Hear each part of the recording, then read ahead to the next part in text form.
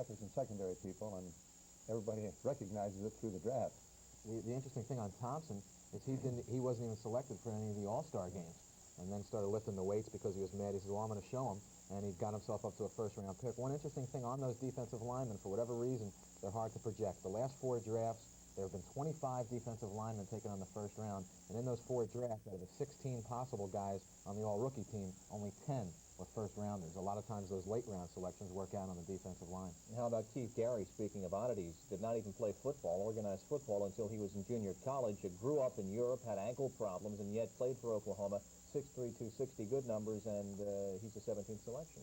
And again, here's another legitimate defensive tackle, Bob. And some of these teams, they're going to have to try to convert some of these guys in the defensive end because of the fact that college football, they play as defensive ends or come out to be linebackers in professional football. Defensive ends in college are 6'3", 225, 230 pounds, and you can't use them in pros. So after those 2 selections of defensive linemen, then it turned to the offensive linemen, selecting 19th New England, making the move for Brian Holloway, as we said, the 6'6" senior, 275 pounds out of Stanford.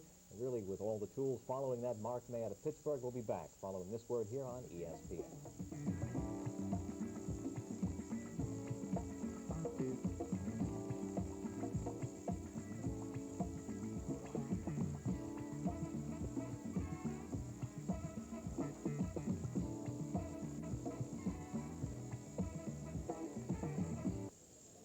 Back in New York, 8 minutes and counting for the Oakland Raiders selection, the 21st overall pick of this first round. This they picked up in the trade, the trade involving Houston. Let's take a look at Greg Gumbel's evaluation of their history.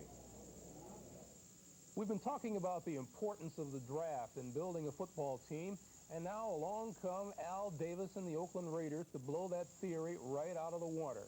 In New Orleans, kings of all of football, Super Bowl 15 champions, right? Take a look at what the Oakland Raiders have done through the player draft. Only 7 starters for the world champion Raiders arrived through the draft. 6 were free agents, 4 through trades. Only the Redskins have fewer starters via the draft, yet the Raiders made it happen. Davis acquired people like Kenny King and Bob Chandler and Burgess Owens through trades. Jim Plunkett was a free agent 3 years ago. Premium errors, the Oakland Raiders really haven't had any since 1977, but there have been some mistakes. Back in 77, for instance, the Raiders gave up a #1 pick in 78 from Mike McCoy. In 77, they lost Ted McKnight, second-round choice, 2 in 76, 2 in 75. Still, the Raiders not only survive, they flourish. This year, they are the only team in the league with 2 first-round selections. If you hear the cry, break up the Raiders, don't be surprised. They're only going to get stronger. Thank you very much, Greg. We remember last year sitting here in the Grand Ballroom of the Sheraton Hotel when they picked Matt Millen. Everyone was saying on the second round that it was a big risk because he had the bad back, but boy, he sure turned out to pan out as a good one. They took Mark Wilson on the first round last year, and they are very hopeful that he'll pan out as well as a quarterback of the future. Over at Mike Minucci's, Chris Berman is there. Let's get some reaction. Chris? Okay, George, it's starting to be lunch hour here at Mike Minucci's restaurant on 7th and 52nd here in the Big Apple. With me, Frank Ross of Inside Sports. And Frank, all of a sudden the Raiders have those 2 first-round picks. What's Al got up his sleeve? Well, I don't know exactly what he's going to do now. I would think maybe an offensive lineman, but in the past they had 5 #1 picks and didn't take anybody. They traded all of them except Neil Colsey. Last year they picked Wilson, and now they have 2 #1s. Interesting about Minnesota. Minnesota last year couldn't sign their #1 pick, the kid from Washington, Doug Martin, until September. And now they give up a #1 for 2 2s. I don't understand that. They might be out to lunch. Yeah, well, I was going to say maybe they're out to lunch, but maybe they're taking a lesson from the Griffith family, the Minnesota Twins type of thing. They just don't want to play their players. I tell you what, we got a pick coming up. Let's go back to the Sheraton. Thanks, Chris and Frank. 5 minutes and counting as Pete Rozelle prepares to go to the podium for the selection from the Oakland Raiders. Oakland Raiders. Oakland, on the choice acquired from Houston, selects Ted Watts, defensive back, Texas Tech. Next up, Cleveland Browns. Another defensive back, and the question to Paul Zimmerman, why? Why? It's shocking. I mean, they have one of the best secondaries in the NFL. Lester, unless they figure no Sycamore will ruin Lester's career. I mean, Lester Hayes, Duke Osteen, Burgess Owens and Mike Davis, that's a good secondary. I mean, why? And adequate nickelback. Monty Jackson, who was a trade that didn't pan out for him, they keep saying he's going to develop. Of course, everybody knows he won't. But they have five who can play. Why fortify that position? I don't understand. Let's get the question answered. Ron Barr is in Oakland. Let's check and see what the reaction is in Oakland to this pick. The Oakland Raiders have taken Ted Watts, the 21st player of the draft.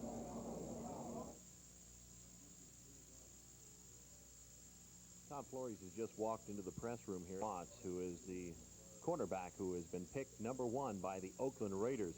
We're going to try to walk over here and get something with him.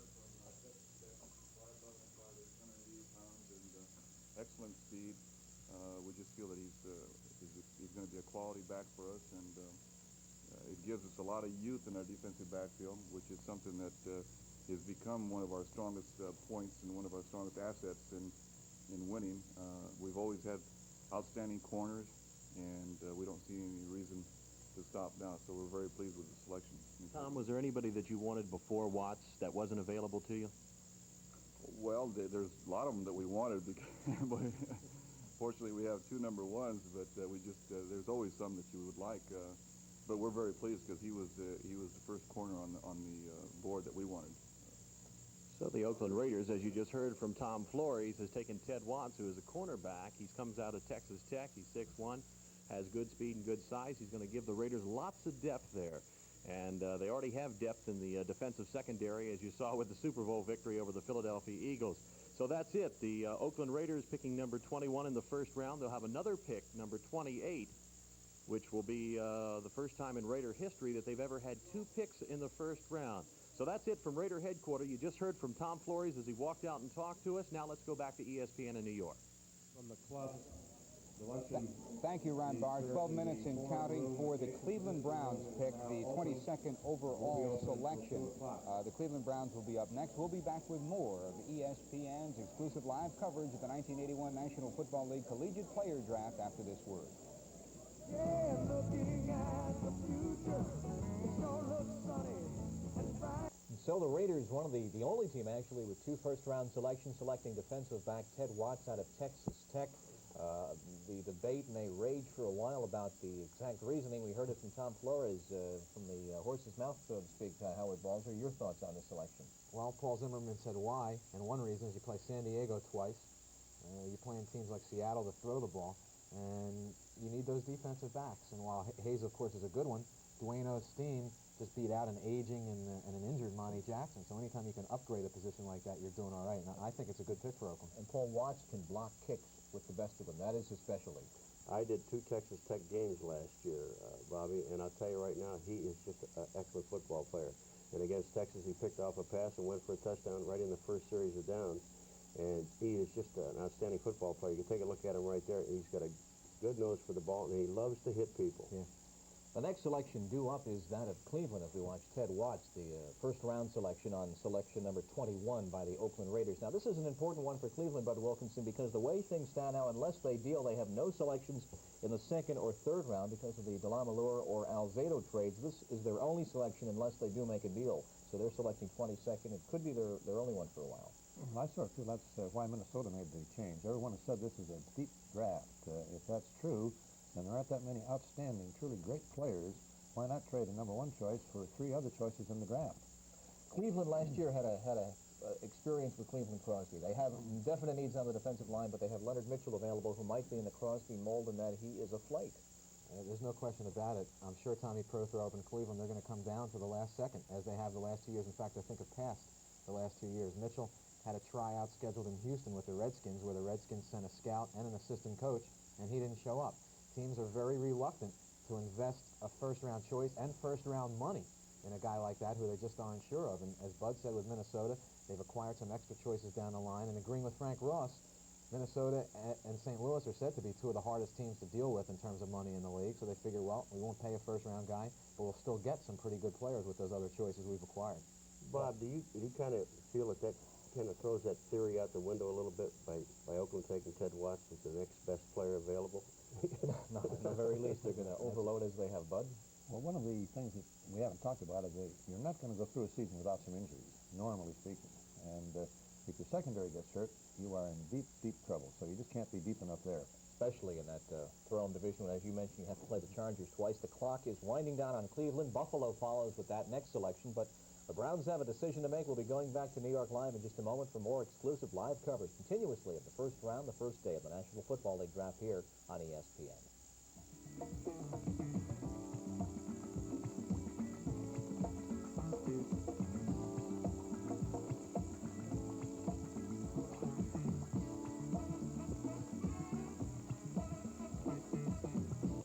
There's the clock, 5 minutes and counting for the Cleveland Browns selection on the first round, the 22nd overall pick in the first round of selection action. The Browns and Tommy Prothro and company are waiting on this one, and as Bob Lee and company were talking about at the broadcast center, this is one of the stories of this draft. Prothro picking as he has done since he joined them in the Cleveland operation. Don't forget, it's football today and tennis tonight, but there'll be more football coming up this weekend. You will see NCAA football, the University of Arkansas spring football game. That'll be Saturday, May the 2nd, 10:30 a.m. Eastern Time, 7:30 a.m. Pacific Time for the first air of this one. You know who's going to be doing the color commentary? Lou Holtz, and you know that one's going to be interesting. It was interesting last year, and it's back again. One of two spring football games we have. We also have Florida State. Bobby Bowden and Tom Mees will be doing that one. So that's part of our coverage here at ESPN, college football as well. Sal. Through 21 picks, 10 players have been defensive players, 4 of them defensive backs. This sort of reflects the trend in the NFL. Legislation favoring the offense. Scoring is up 20%. Cleveland's on tap. 2 years ago, they have traded down in the first round. It didn't work out. Charles White and Willis Adams. This is Sam Rutigliano's first major decision since he had Brian Sipe pass against Oakland in the closing second instead of going for the field goal. That was a decision that was not well received in Cleveland. Paul, what do you expect the Browns will do? Hanford Dixon, cornerback from Southern Mississippi. First pure cornerback of the draft. They've got to do something for defense. Leonard Mitchell, I was so sure Oakland would take him that I didn't even project him to Cleveland. It's not a bad pick if they think they can get to him. They can use that pass rush. That was a big failing.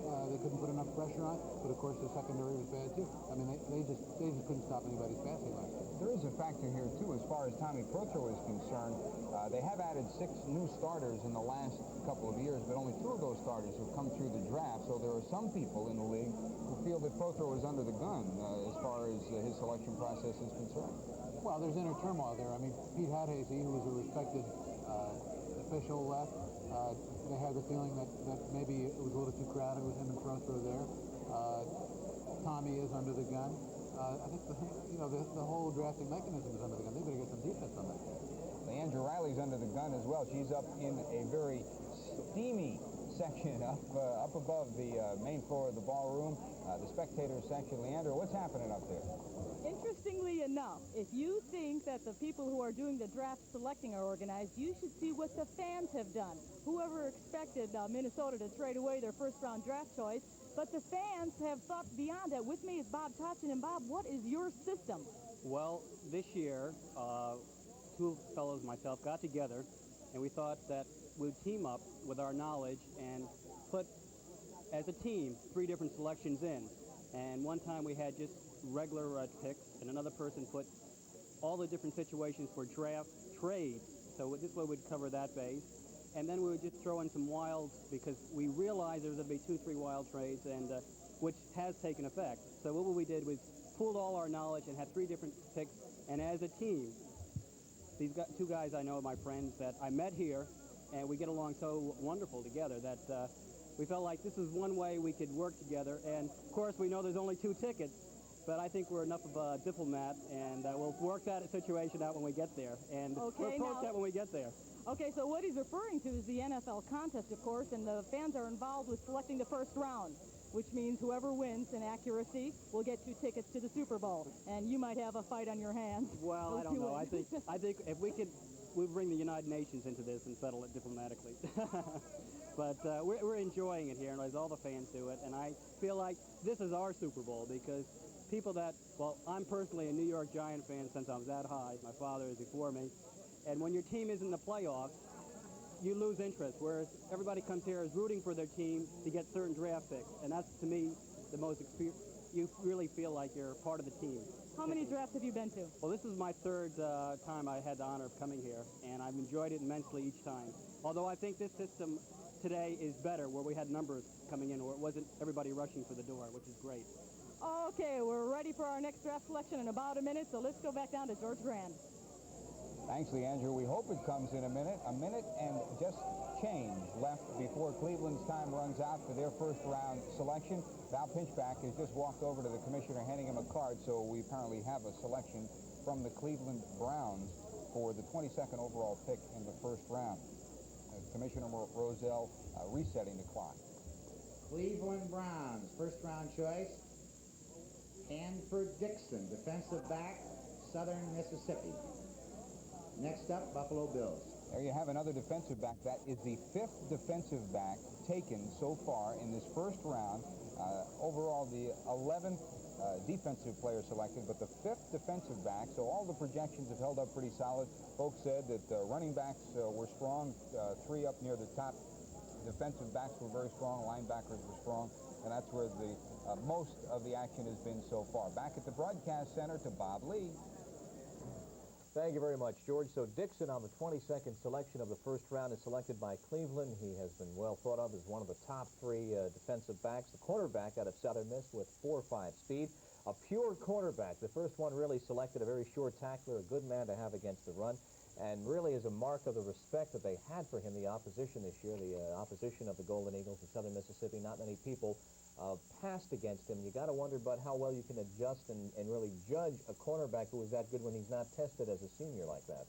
Well, the skill drills that you can give a cornerback, plus the film that you've watched on him, will give you a very good idea. Because you can set up the one-on-one drill when it's just a workout, and you can tell whether he can move and adjust and make the play. Let's take a look at Hanford Dixon again in action, number 19, 5'11", 182, with that 4.5 speed over 40 yards, 9 interceptions on his career, 188 total tackles. Southern Miss with the outstanding season, and as we said, it was not too many times that the opposition went against Dixon.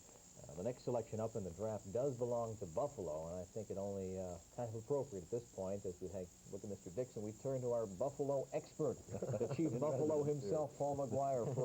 Are you surprised they haven't traded at this point? Now they're right in line 23rd. No, I'm not surprised they haven't traded. They are looking for a fullback, and I just have to feel, and I've been saying this all along, and the indications that I got from Buffalo, from being there all year long, is the fact that they need a fullback, and I would not be surprised to see them take James Wilder out of Missouri, and that's just a guy that they've been looking for, talking about, and they like him as a fullback. Okay, once again, summarizing our selections, there have been 22 made so far, and some deals have been worked. We'll keep you up to date on exactly the trades that have been involved. The first selections, New Orleans, of course, picking first right off the bat, picking George Rogers, no delay about that one. Immediately thereafter, Lawrence Taylor, the linebacker from North Carolina, to the Giants. The Jets, within the next 2 minutes, going for Freeman McNeil. Then Seattle for Kenny Easley, the defensive back from UCLA. The Cards for E.J. Jr. Rich Campbell selected by Green Bay. Hugh Green on the 7th selection going to Tampa Bay. San Francisco going for Ronnie Lott, while the Rams, who had that 9th pick by virtue of the trade with Washington, going for linebacker Mel Owens. They also today traded Bob Brudzinski, and he was traded off in a deal we'll recap in just a moment. Cincinnati going for David Verser. Keith Van Horn to Chicago. Baltimore going for Pittsburgh running back Randy McMillan, while Miami went for the I-back, running back out of Oklahoma, David Overstreet. Willie Scott for Kansas City. Dennis Smith, another USC defensive back to Denver. Mark Nichols of San Jose State, the wide receiver, going to Detroit. The Steelers going for defensive end Keith Gary. The Baltimore choosing 18th because of a trade with Minnesota, going for Donnell Thompson.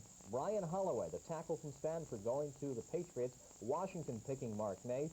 As we just saw, Ted Watts, the defensive back to Texas Tech. Hanford Dixon out of Southern Miss, selected by Cleveland. A couple of the trades that have been worked today. Running back Joe Washington of Baltimore has been sent to the Redskins in return for Baltimore's second round selection and also the 24th pick in the second round. The Rams sending Brudzinski and the second round selection to Miami in return for 3 Miami Dolphin draft picks. 2 of those selections in this year's draft, 1 next year. We'll be back in just a second to recap what lies ahead in the few remaining picks in the first round as ESPN's live coverage of the NFL draft continues. Give me some men who are stout-hearted men who will fight for the right they adore. 9 minutes and and change counting for the Buffalo Bills selection in this, the first round of the National Football League draft, the 23rd overall selection. And Sal Marciano, we got top-ranked boxing coming up. That's right, this Thursday from the Hacienda Hotel live on ESPN in Las Vegas at 11:30 p.m. Eastern Time. It's 8:30 Pacific Time. A couple of interesting heavyweights. First of all, the Tony Tucker, who is undefeated.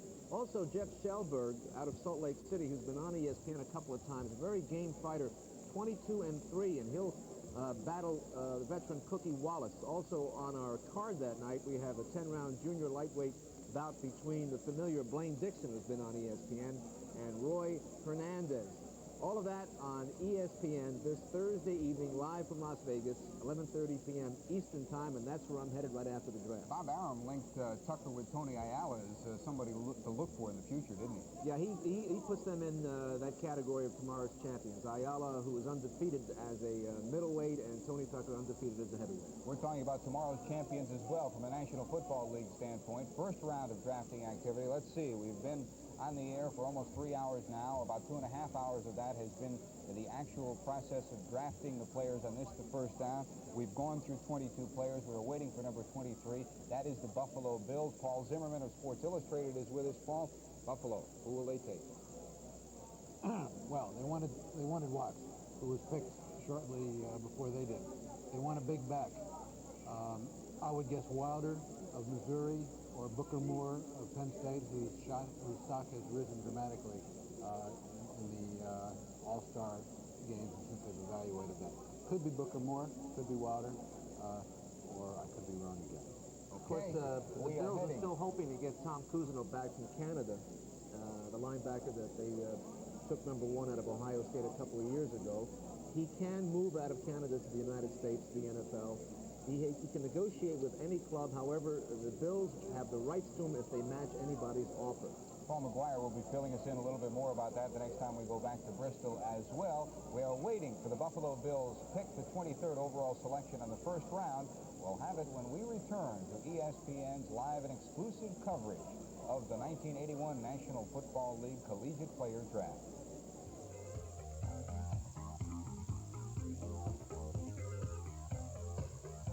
Back at the Sheraton Hotel, the Grand Ballroom in New York City. The fans are here. The team representatives are here. They're all checking every source that they can find for this National Football League Collegiate Player Draft. Our own Sam Rosen is on the floor with more reaction to the first round of drafting activity. Sam? Thank you, George. And we all know that the first draft pick and the top picks are always honored and always going after the big money. But what about the last draft pick? And with me is Paul Salata. I understand you honor the last draft pick. For the last 6 years, we've taken the last pick and brought him to Newport Beach and done a whole week of banquets and trips and Disneyland and Johnny Carson and the whole works. And what do you call that week? We call it Irrelevant Week. It's a rebellion against my kid who thought everything should be relevant. But we think doing something nice for someone for no reason is an American trait. What about some of the players who've been honored in the past? Well, we had Kelvin Kirk, the first one. He missed his plane coming out there, so we had to bring a guy off the street, and we just did the thing and switched him right in the middle of the press conference. It didn't even matter. Then there was Kelleher, a guy named Jim Kelleher from Colorado, and then there was Lee Washburn, a guy named Mike Allman, and then last year was Kevin Scanlon, who was the next to last draft choice, because the last guy, Tyrone McGriff, went to Canada. He heard he was drafted, so he defected. You understand? And without attending the banquet? That's right. Well, he was in Canada, so we take the next to last guy. So, and Sam, you're invited, and so is Chris and the rest of these people. You know, I understand you're covering this in Oakland. That's correct. Yeah, and so we're interested in who the last draft pick is. We're having a contest, as a matter of fact, to see who could pick the last guy. You see, it's easy to pick the first guy. Right.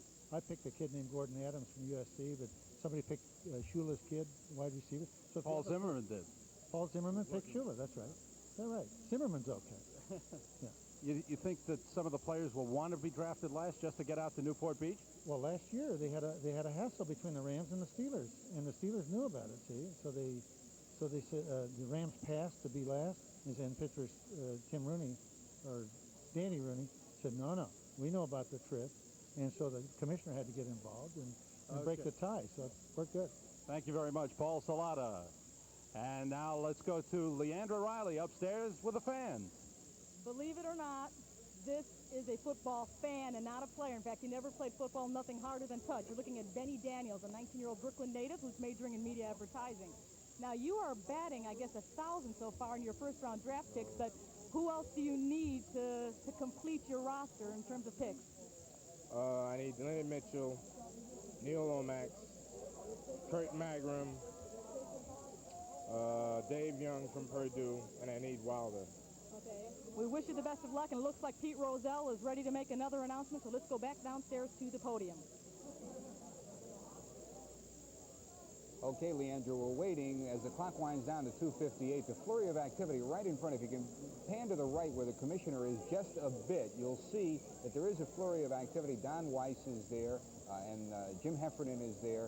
Obviously, it looks as if there has been another trade of draft picks because they're thumbing through the loose-leaf notebook that has past picks in it. So it would indicate they're possibly trying to shovel a pick of a later round either this year or next year, and that's what they're trying to match up. That's just a guess on my part, but it would appear that they're trying to work something. Jan Van Duzer has just left the Buffalo Bills table and is heading back to the commissioner with a card, so they're trying to match up the apples and oranges and see if they all mix up. There's Don Weiss on the left of your screen.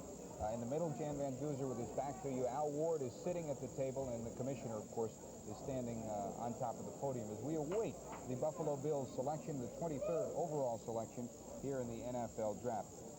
Leandra is up in the spectator section.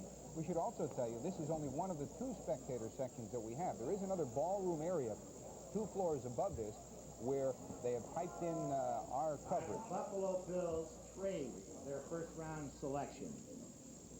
Buffalo swaps first-round picks with Oakland, so that Oakland would pick on the 23rd spot on the first round. Buffalo would pick in the 28th spot. Plus, Buffalo will acquire Oakland's third-round selection in this draft, which will be the last pick in the third round. So Oakland will pick in place of Buffalo, 23rd selection in the first round. Oakland selects on Buffalo's choice after the trade Curtis Marsh, tackle, Washington. Next up, San Diego Chargers. Curtis Marsh, the tackle from Washington, regarded as a fine overall prospect, fine specimen, Paul Zimmerman. Yeah, he had a little back problem, and some people were nervous about him. I talked to Ron Wolf of the Raiders, and he said that they would take him, but probably on their second pick. He indicated they'd go for defense on the first pick. I think what happened was they probably got wind of somebody else getting ready to take him, and so that's why they upgraded their pick by trading with Buffalo. For Buffalo, I don't think it's too bad because they like any of 2 or 3 people, and they probably feel there isn't that much difference between them, so they can pick up the extra draft by getting the other pick. San Diego, Dallas, Atlanta, and Philadelphia, those picks are still to come in the first round of this National Football League Collegiate Draft. We'll be back with more of ESPN's live coverage after this word. We're ready for the San Diego Chargers pick. We're waiting for the San Diego pick. Here's the San Diego Chargers. Chargers first-round selection, James Brooks, running back, Auburn. Next up, Atlanta Falcons. From Joe Cribb's country, from Auburn, James Brooks, the running back from Auburn, selected by San Diego on the first round. We'll have more to say about that, but let's check with Ron Barr, who's out in Oakland for the West Coast look at San Diego's pick of James Brooks. As you can see just in the background, Tom Flores has come back into the press room to announce that they have concluded a trade with Buffalo, taking their position in the first round for their last position, and they have taken on offensive lineman out of the University of Washington, Kurt Marsh. So let's slip up here and hear what he has to say. In the building of our football team is the offensive lineman. I've always faced, being an ex-quarterback, I've always placed a high premium on offensive linemen because they naturally protect the quarterback, and I think we proved it in the Super Bowl that we win with quality linemen, and so we're very pleased. So what do you pick now again? We will pick we have Houston's choice in the second round, so it'll be the 48th player taken. Will be right here.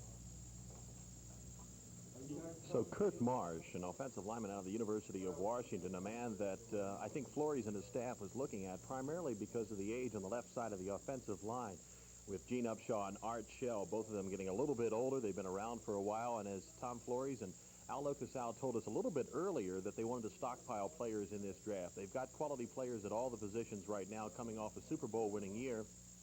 And so what they'll do is they'll go after the best athletes available to try to bring them along in 2 or 3 years and then move them into the starting lineup. So again, the Raiders have traded with the Buffalo Bills in order to get a better position in the first round, moving up 5 positions. And they have taken Kurt Marsh. So that's it. Let's go back east to New York and ESPN. Thanks, Ron Barr in Oakland. We're back at the Sheraton Ballroom waiting on the Atlanta Falcons pick. Sal? Kurt Marsh, the selection of the Oakland Raiders, shouldn't be an oh-by-the-way pick, even though he is the 4th offensive lineman. Let's go now to the history of the Atlanta Falcons. You know, for several years now, the Atlanta Falcons have definitely been a team on the rise in the NFC's West Division, and they do indeed have to be considered serious contenders for Super Bowl 16. Now, how have the Falcons done it? Well, they've done it through the draft. That's how. Take a look, and you will see 15 of the Falcon starters came through the draft, 9 of them in the last 3 drafts alone. A free agent here and there brought them 3 more starters, 2 picked up on waivers, and 1 through the trade routes. Last year, a banner year for the Falcons. They grabbed 4 starters, tight end Junior Miller, linebackers Buddy Curry and Al Richardson among them. The Falcons have held their premium errors to a minimum. Those are 1st, 2nd, or 3rd round selections who didn't make the team. 2 early picks in 1978 didn't make it. 1 in 76, Woody Thompson back in 75. Give general manager Eddie LeBaron, head coach Lehman Bennett, and head scout Tom Bratz all the credit. They are doing it, and they're doing it right. When you talk about draft history, too, Sal, in Atlanta, you got to remember last year, Miller, Curry, Johnson, and Richardson, what a draft they had. And that's been one of the keys from their going from 6 and 10 to 12 and 4 and making it into the playoffs last year. Back to your point, though. Yes, to finish my point about Kurt Marsh, he may be the 4th offensive tackle selected today. Kurt's out of Washington, but he shouldn't be an oh-by-the-way pick. He weighs 275. He is 6'5", and yet he runs the 40 in 5.1 seconds. He is very quick. And if you fans wonder why scouts go into the history of players and their backgrounds, Kurt Marsh was an outstanding basketball player in high school. And scouts and coaches like to know that an offensive lineman has played one-on-one basketball because the obvious requirement that takes, and that is really almost tantamount to being a good offensive lineman, being a good basketball player. So Kurt Marsh should not be an oh-by-the-way pick that will turn out in a couple of years. He is a solid offensive lineman. When we scout around, and we scout our people up pretty good, too, and we have Chris Berman from the ESPN staff. We've scouted his abilities, and we put him at Mike Minucci's. You know he's in the right place. Chris Berman back with an update from Minucci. Chris. Okay, George Grant, thank you very much. You were wondering a while ago, where was everybody? Hey, clock didn't strike 12. So now we're here at Minucci's, and it's packed at lunch hours. We got some Giants and Jets fans waiting to see who they're going to go for in the 2nd round. Now, in the 1st round, the Giants, as you know, went with Lawrence Taylor, the linebacker. The Jets, Freeman, McNeil, running back. You guys surprised with any of the picks? Taylor was assumed. I like Taylor. I like their first choice very much. All we need now is King Kong and Attila the Hun. What do you think? I think it's a great pick. Love it. Do you look for more defense next round for your boys, the Giants? Hope so, because we need defense the whole way, that's for sure. Let me ask you this now. The Jets went with offense, but they can't stop anybody. Isn't that a surprise?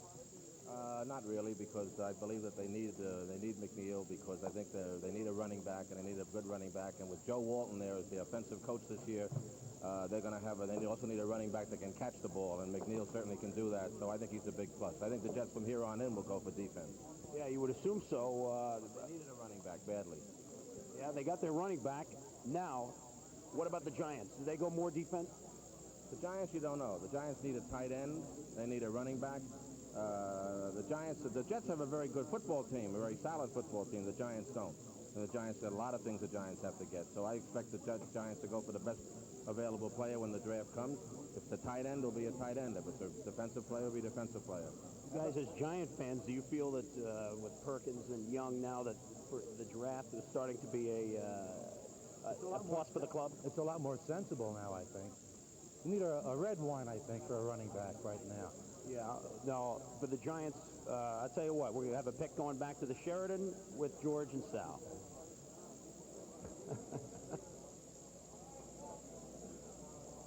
Thanks, Chris. 8 minutes and counting as we head to the Atlanta Falcons selection.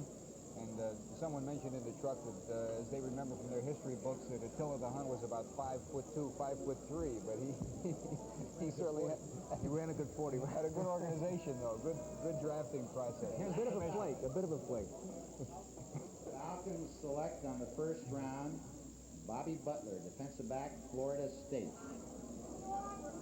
Defensive Next pick, back, Dallas number Cowboys. 6 in the first round of the draft. Bobby Butler, a defensive back for the Atlanta Falcons. He is selected the 25th player overall. Butler, just under 6 foot, about 5'10", 5'11". He's small. He only goes about 160, 165 pounds out of Florida State. But Bobby Bowden and the Florida State crew was very, very high on this athlete as a contributor to their overall operation over the last couple of years. So Butler is taken by the Atlanta Falcons, 25th in the first round here in the National Football League draft. And I think we're getting a quick pick here. Let's keep it here because Don Weiss has just stepped up to the podium again. The Dallas pick is due up next. And from all indications, they knew pretty rapidly what they wanted. Here's the commissioner. Dallas Cowboys. Cowboys first round selection, Howard Richards, tackle, Missouri. Next up, Philadelphia Eagles. I'm a little bit surprised, Paul Zimmerman, because they have some serious needs in the defensive backfield due to Dallas Cowboys. They indicated they'd go offense. I think they felt that the real top flight people would be gone, and they have some young defensive guys that think might come around, Aaron Mitchell, people like that. I thought they'd go Collinsworth. They were very high on him. But, you know, here are the people. 2 months ago, you would have said Mitchell is the top-ranked defensive lineman, Lomax is the top-ranked quarterback. Where are they? Neither one of them has been picked. Well, we still have more to come, and will the Philadelphia Eagles, who pick next, take Lomax, or will they take Mitchell? We'll take a look when we return to ESPN's live and exclusive coverage of the 1981 National Football League Draft.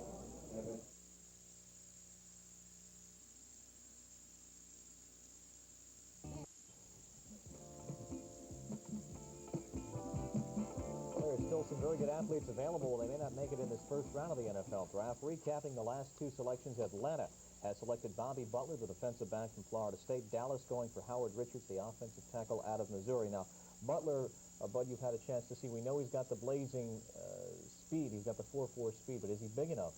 We had him listed there as 185. He might be as small as 160, 165. I think he's big enough. When you're on the corner, you turn it back, basically. And if you can keep covering that man that's out there that's a track man like Branch, that's what you're there for. And he's tough. He's resilient. He hasn't been hurt much. An excellent one-on-one player, Paul McGuire, and very adept, just like Watson, blocking the kick. Yeah, you know, you take a look at a guy and you're looking at his quickness. And I agree with Bud on that situation. If you can turn that play to the inside and get the help from your safeties and your linebackers, then you're doing a job. So I think Butler can fill that need with his quickness. Not necessarily making so many tackles, though. Howie, this is a textbook case where Atlanta had the need. They really surprised no one, at least by position. They went where we knew they had to go. That's true. There might have been some question. They might have taken a Jeff Griffin from Utah or John Simmons from SMU, but that's true. They just went for the position where they really need help. Let's take a look at Bobby Butler in action from this past season, the 5'10", and we just had a chance to take a look at him with that 4.4 speed. Howard Richards is a tackle from Missouri, selected by Dallas on the 26th pick. He was a freshman starter, showed a great deal of improvement, second-team All-American from UPI, third team from the Football News. He wears number 72 in this footage. The interesting thing is we were wondering why Oakland might have made that trade with Oakland to draft for Kurt Marsh and move up, and we wondered, well, who would have taken Kurt Marsh? Well, with Dallas' selection of Howard Richards, an offensive lineman, perhaps they got wind that the Cowboys were going to take Marsh, and that's why they made that trade. So many people were so very high on quarterback Neil Lomax, and now you look down the roster of teams left in this first round. It's Philadelphia and Buffalo. Would either team, Paul, first the Bills, and I'll get your thoughts, Howard, on the Eagles. Would the Bills go for him? I'm going to go out on the line and just tell you right now, no. No? No way. They don't need a quarterback. They've got Joe Ferguson, they've got Dan Minucci, and they've also got David Humm that they got from Oakland. So they've got some backup people. If they're ever going to do anything with a quarterback, they're going to trade for a veteran quarterback somewhere along the line. But they're not going to use their number 1 pick to pick a quarterback. I would echo that with Philadelphia. It wouldn't surprise me because Jaworski is, I guess he's going to be 30, and Lomax has a couple of years of development ahead of him, so in that respect, he could be a surprise selection. I would think the Eagles are going to go for a wide receiver. Marty McDowell hasn't been taken yet, nor has Chris Collinsworth. That's a surprise. And I'd be very surprised if one of those two players weren't taken by the Eagles. Well, the Eagles still have about 10 minutes more or less to make that first-round selection. And we'll switch back to New York in just a few moments. Live to the Sheraton. We'll take a few commercial words as we continue our live and exclusive coverage of the 19-1 NFL College Selection here on ESPN.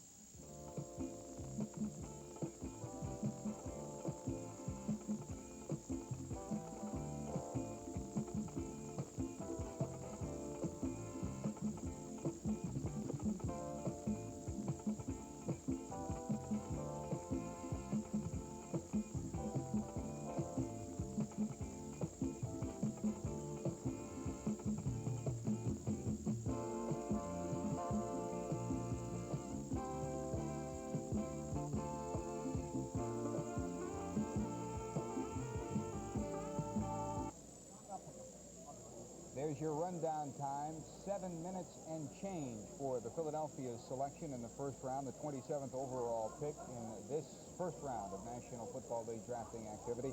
The Eagles with now under 7 minutes remaining to select their first round selection. Remember, Auto Racing 81 continues on ESPN directly from Martinsville, Virginia. That's coming up tomorrow at 4:30 Eastern, 1:30 Pacific, with a repeat telecast a little bit later on, 11:30 Eastern, 8:30 Pacific.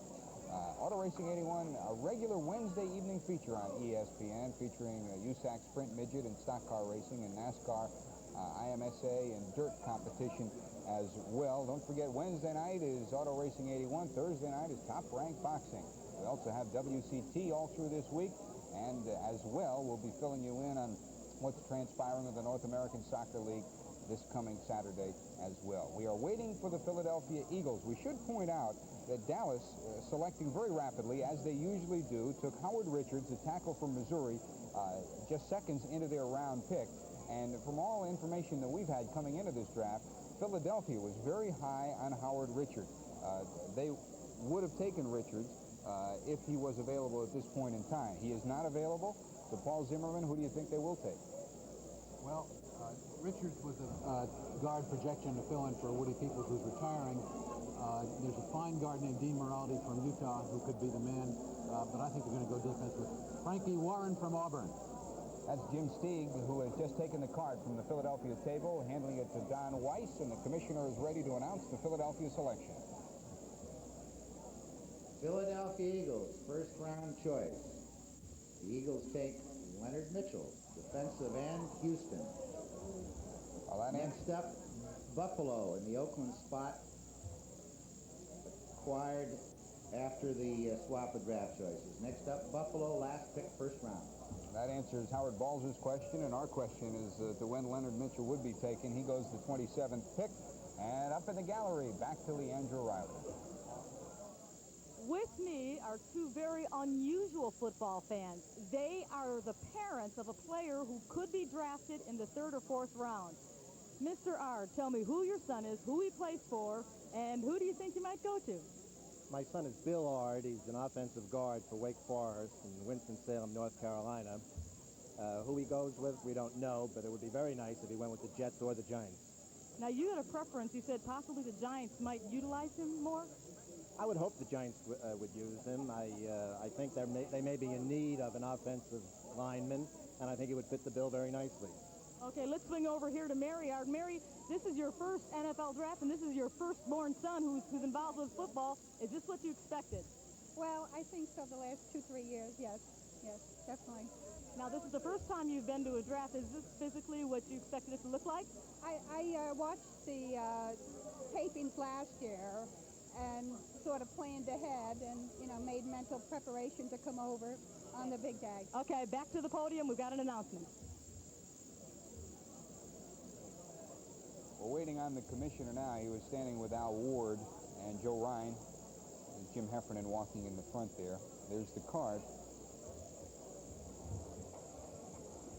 All right, on the last pick of the first round, selection by the Buffalo Bills, Booker Moore, running back, Penn State.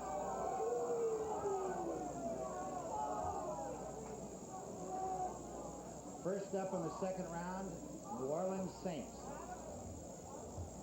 Commissioner Pete Rozelle announcing the final selection of the first round, the 28th player taken, Booker Moore, the running back from Penn State. So starting approximately 3 hours ago, the first selection made, and it is just shy of 3 hours, about 2 hours and, I was going to say 54, but Jim Heffernan just said 2 hours and 53 minutes for the first round of drafting activity. Booker Moore, the last one taken on the first round in this draft here in New York. Still to come, the second round and more. But let's head back to our broadcast center and get some reaction from Bob Lee and company. Bob?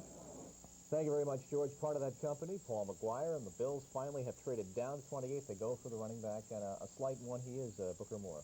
Yeah, I still, James Wilder, I thought of Missouri, here's a guy, 6'2", 225, as opposed to Booker Moore, who is 5'10", 205. Now, they've got a fullback, Curtis Brown, that's that same height now.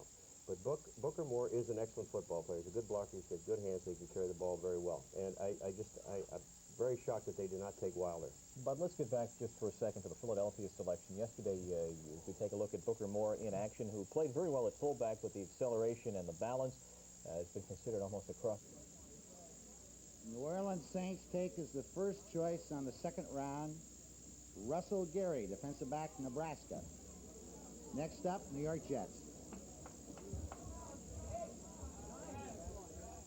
So we had to swing back to New York very quickly to get that initial selection. Russell Gary, the defensive back out of Nebraska, the first-round selection of New Orleans. Let's a look at Russell, 5'11", the vital stats on Mr. Gary. Getting back, Bud, to the question, you the other day on our special had spoken about the heart. You really can't judge the intense desire, the attitude of an athlete. And Pittsburgh's selection, rather Philadelphia's selection, Leonard Mitchell, has a reputation as being a free spirit. Dick Vermeil, if anything, is not a free spirit. Will this marriage work? Well, I'm sure that Dick Vermeil and his staff have talked to Mitchell, and I'm certain that they're very comfortable in their own minds that although we had some problems of this sort while he was at Houston, that he won't have them as a professional. Now, whether that really takes place or not is very problematical, because at that age, you don't change that much very often. Right. You're an adult. You've kind of molded everything. Now, Howard... If the guy works out, though, it's probably the pick of the first round. Exactly. It's the pick of the draft getting him in the number 27 The problem is you never know when it's going to happen. Yeah, It may go along very well for 8 games, 10 games, but somewhere down the line, this is going to be that way through a whole season. Now, the initial pick of the second round, Howard, was New Orleans, and again, they had the need in defense. They went offensive with Rodgers, but they go for Gary, who is a former tailback who moved over back to the secondary, cornerback as a sophomore. Very good athlete, and like we were saying a number of times this weekend, that the Saints would go for Rodgers, and then with the 2 picks on the second round, upgrade the defense there. So that's what the Saints are doing. They have another pick later on. There's some good linebackers still left. That's right. They had 17 overall with last week's trade, where they traded an 8th round pick to New England for Sam Adams. So they're going to upgrade that defense. Rickey Jackson is still available, the linebacker from Pitt. Robin Senline from Texas. Like we were saying, how deep this draft is, there's going to be a lot of good players still to be selected. And the Jets and Giants coming up, the Jets can now upgrade that defense with some good...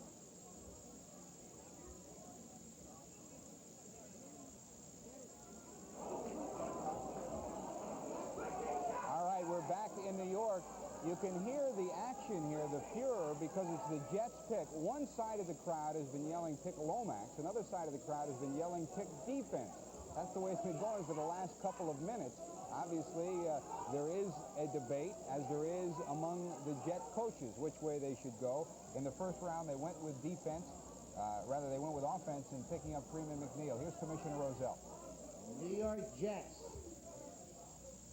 The Jets, second round selection, Marion Barber, running back, Minnesota.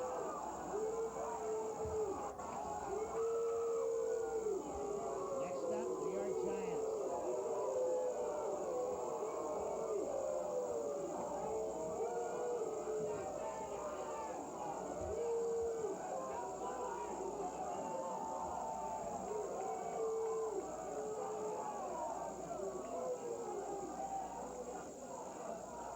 picture is worth 1,000 words, and there you see the Jet reaction. There has been a contingent here that has wanted defense from the beginning of this draft for the Jets. There's been another contingent that has wanted offense. The offensive contingent has gone home cheering twice. The defensive contingent, as you can see right there, has been somewhat upset. So the Jets, in the first round, take Freeman McNeil, the running back from UCLA. In the second round, they take Marion Barber, another running back from Minnesota. Paul Zimmerman? I think the Jets have lost their minds.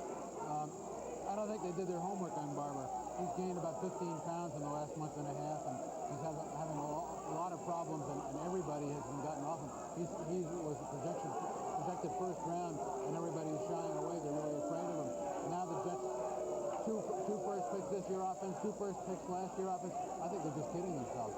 Okay, Chris Berman has been a Jet follower for years. In fact, his family's had season tickets at Shea Stadium for quite a long time. Chris, how's the reaction at Minucci's to this pick?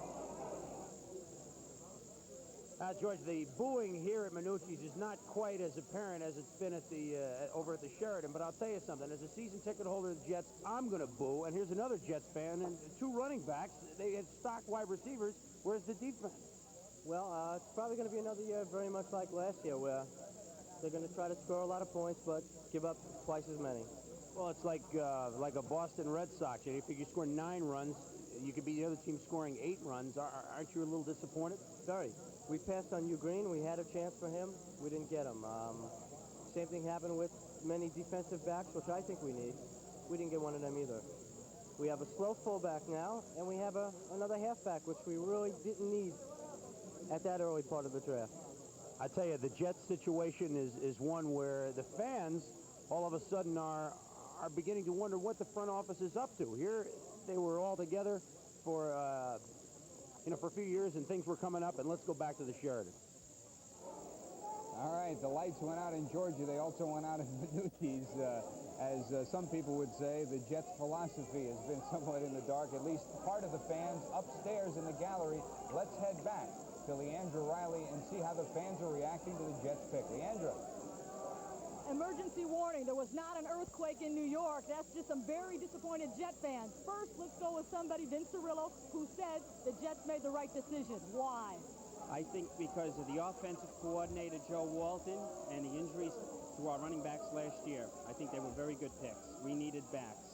Okay. Now, on my other side is David Davidson. He's also from New York, or Brooklyner at that. And you said they blew it. They already have a big back in Clark Gaines and Kevin Long, and they don't need Marion Barber. So that's it in a nutshell. You can see two sides of the fans, but I have to say the majority goes with David Davidson. They are mad at the Jets for that defensive disaster. Sal Marciano, you can hear it. Part of the contingent also was chanting goodbye Michaels, referring to Walt Michaels, the coach of the Jets, who has been under fire. He was under consistent fire last year. He's revamped, hiring Walton as his offensive coordinator to supposedly add a little bit of spice to the offense. And I guess Joey's had a chance to make some inroads in that selection process. He must have made a terrific influence. They're chanting here, goodbye Walter. A couple of years ago, it was the Giants that took the heat when they picked Phil Simms. You have to remember that in the first round of the 28 players picked, 13 were defensive players. To break down, 6 defensive backs, 4 linebackers, 1 defensive tackle, 2 defensive ends. The Jets did not pick a defensive player. They went for offense, and their second pick, Marion Barber out of Minnesota, really doesn't draw rave reviews from the scouts. They say he runs too high. They say he's too slow out of his stance, and they say that he doesn't block well. But they do say that he's a potential tight end. So maybe that's why the Jets went that way, although that doesn't erase the fact that they need help on defense. This is the major controversy of the day. The Jets didn't go for defensive help. Second straight year that the Jets have created a good deal of the action here at the draft. Last year it was the big trade up for Lamb Jones. This year it is them drafting offense again when some of the folks are calling for defense. The crowd tells the story as we return in just a moment with more of ESPN's live and exclusive coverage of the National Football League 1981 draft. Hey, New York town, New York town, New York town. stand by because they just recycled the clock, so it appears that Seattle is ready to make their selection on the second round of the draft. Seattle Seahawks and the commissioner. Seattle Seahawks picking in the third spot in the second round. Select David Hughes, running back, Boise State.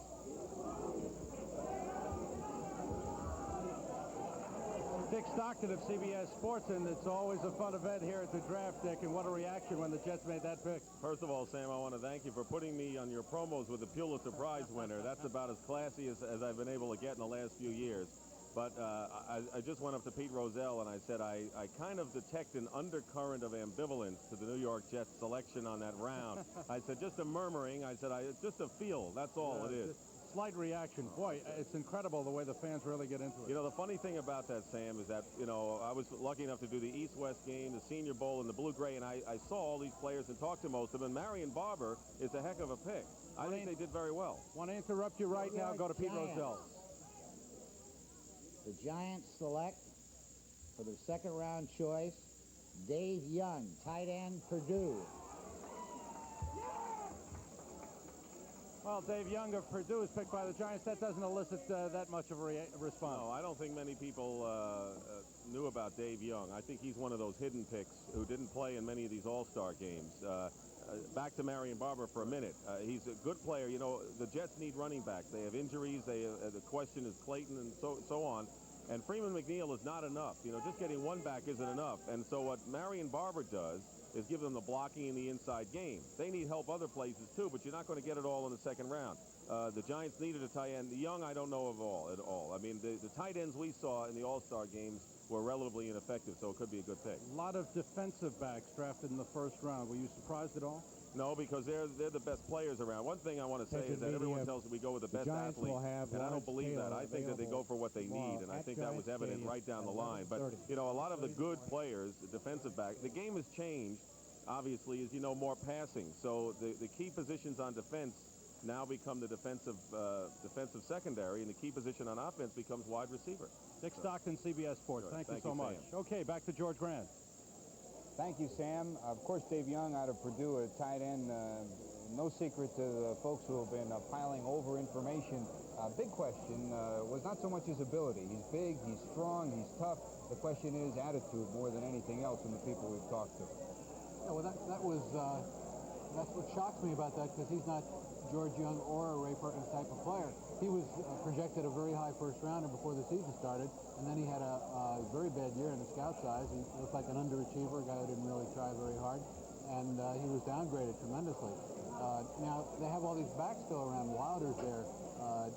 Joe Delaney, a good little back, is there. I don't understand this pick at all. I would have thought the Giants would definitely go for a running back in this round, especially with so much speed there. The scouts say that Dave Young is a Kellen Winslow type because of his dimensions, but he's a passive blocker. I don't know how you succeed as a tight end being a passive blocker. Well, he's not only a passive blocker, but I saw about 3 Purdue games this year, and when they needed a yard for first down, if he just put his head down, he tap danced and fell backwards. And that's what the scouts thought about him. That you know, maybe someday he'll do it, but not on this planet. When you talk of Purdue, you talk of Dave Young, you also talk of Mark Herman, who as yet has not gone, along with Neil Lomax, a couple of quarterbacks whose names were bandied about all year long. Still to come, more of the second round of drafting activity from the New York Sheraton Hotel. Already in the second round, New Orleans has taken Russell Gary, defensive back out of Nebraska. Marion Barber, the running back out of Minnesota, has been taken by the Jets. Seattle took David Hughes, who is a fire plug kind of running back, 5'10", about 220 pounds, out of Boise State. And the Giants have just taken Dave Young, a tight end out of Purdue. Back up to the gallery and Leandra Riley. With me is Sheldon Rabinowitz, and he is a New York Giants fan. And although we heard some cheers, you said that was not a wise decision. No, I didn't feel that the Giants really did that well with Dave Young. I thought they would be looking for a tight end, fast one who could go deep, because the Giants have had trouble with the tight ends who could stretch the zone defenses deep to get their wide receivers and backs open short. Who did you want picked in that selection? I thought that Clay Brown of Brigham Young was a much better tight end prospect than Dave Young of Purdue. I thought that he's faster, and he seems to have much better hands, and Dave Young seems to have trouble with passes that are not thrown directly at him. He played for Purdue, and they have a great quarterback in Mark Herman. he throws a very soft pass, very easy to catch. And I thought that, and Dave Young appeared to be his favorite target. So I thought that he looked better than he actually will be. Okay, thank you very much, and let's go back for more action on the NFL Draft and George Grand. Thanks, Leandra. 4 choices already in the second round. Still to come, the number 5 pick in the second round, the St. Louis Cardinals. We're waiting on that pick as the clock winds down in the second round of drafting activity. Back at our broadcast center, Bob Lee, I'm sure the gentlemen up there have some reaction to what's transpired here so far in the second round. Bob? As you would expect, the reaction, who's he to David Hughes? And you've got to be kidding the Marion Barber. But before we touch on those, let's talk about the New York Giants selection of Dave Young. You've been very high on him, Paul. He's a strong guy, has a bit of a reputation, perhaps a little lazy at times, but a good ball player. Well, he's a little bit like Leonard Mitchell, the kind of guy where they're kind of down on him because of his attitude. But you take a look at this big guy, and you talk about a target. He is an excellent target. He's 6'5", 240-some pounds. Problem is his blocking. They're not that high on his blocking or his attitude. But I think the right coaches get with this guy, and as big as he is and as fast as he is, he's got to help the Giants. And he's had Herman throwing to him, Yeah. which certainly does not hurt. We had an evaluation on David Hughes out of Boise State. It's not, he's a very good ball player. In fact, one of the scouting reports, Howard, you had a chance to take a look at, had him up as high as 9th among fullbacks. Which means there's a lot of fullbacks that haven't been taken. Exactly. You can look at it that way, too. He's got good size. He doesn't have good speed, and that's not what they're drafting him for. I guess the Seahawks are looking at him as a type of trench guy. He runs well between the tackles, and he'll get the short yardage for you down around the goal line. If it's first and goal from the 2, he'll get in for you. But you really have to wonder if he's worthy of the 31st player in the draft. That's a question. But the Seahawks have always surprised. They've done it in the past, and now they're doing it again. They've got to get to the 2-yard line first, though. Use them.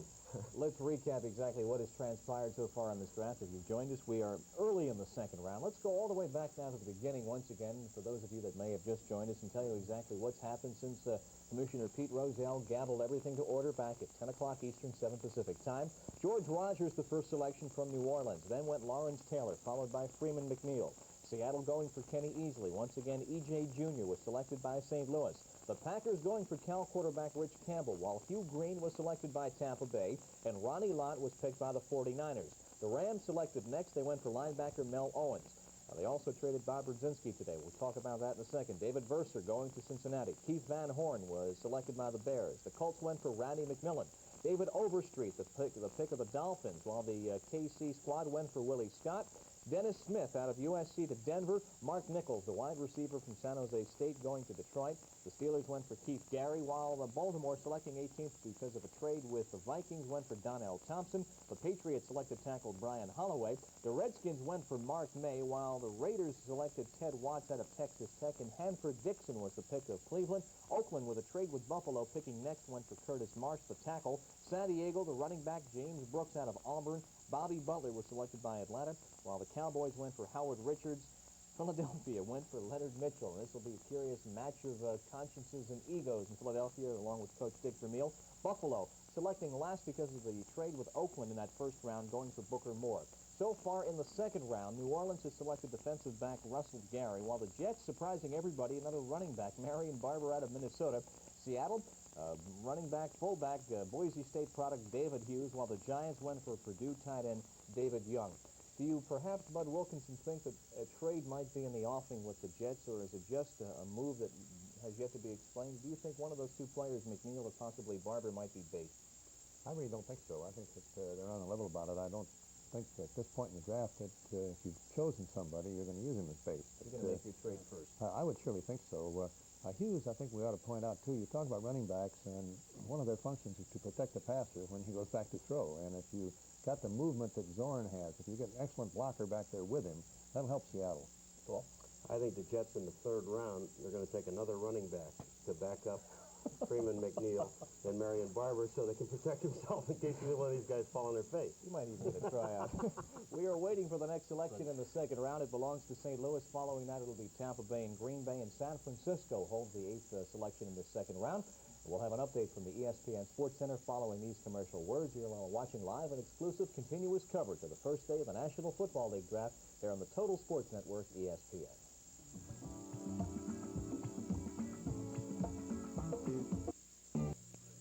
The Oakland Raiders have completed the first round of drafting by taking a defensive back and an offensive lineman, and we thought we might get the opinion about that draft of the offensive lineman from the All-Pro for the Oakland Raiders, Gene Upshaw. I'm wondering if the drafting of Kurt Marsh might precipitate a early decision on your part to retire this season or in seasons to come. Well, maybe in seasons to come, but never this season. It's nice to get a guy such of his caliber. Hopefully he'll be able to come in and play some, but he'll have a lot to learn. Gene, let me ask you about how you bring on a lineman in the Raider organization. How do they bring them on so they can step into, say, your shoes when you decide to retire? Well, the main thing we try to do is to just let him know that, you know, it's comfortable here. We really care about him, and we want him to develop into a top lineman. We've always had that type of reputation, and we want to keep that. Thanks, Gene. Gene Upshaw, All-Pro lineman for the Oakland Raiders. I'm Ron Barr at Oakland Raider headquarters.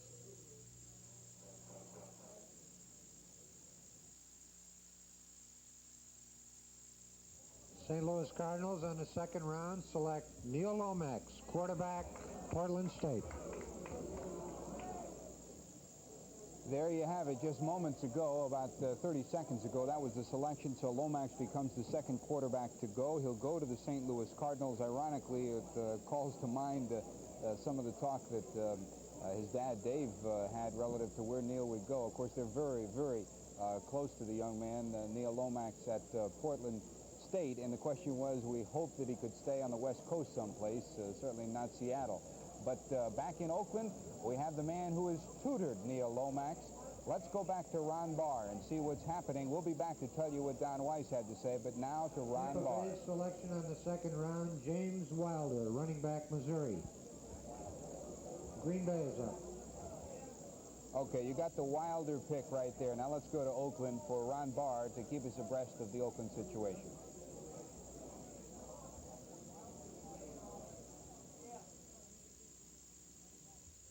Neil Lomax has been taken, and with us is the offensive coordinator for the Cal Bears, his former coach up at Portland State before they dropped the sport up there, Mouse Davis. Mouse, you played the running gun offense up at Portland State. However, in the NFL, they're a little more disciplined. Can your boy make it? First of all, I think that we probably run a more disciplined offense than they. I think they are a more conforming offense. I think that Neil reads coverage extremely well. He's a big, strong kid, has a very good arm. I think he'll have an impact in the NFL, certainly. Okay, you played in Division II. That's certainly not the competition that you'd see in Division I or what he might see in the NFL.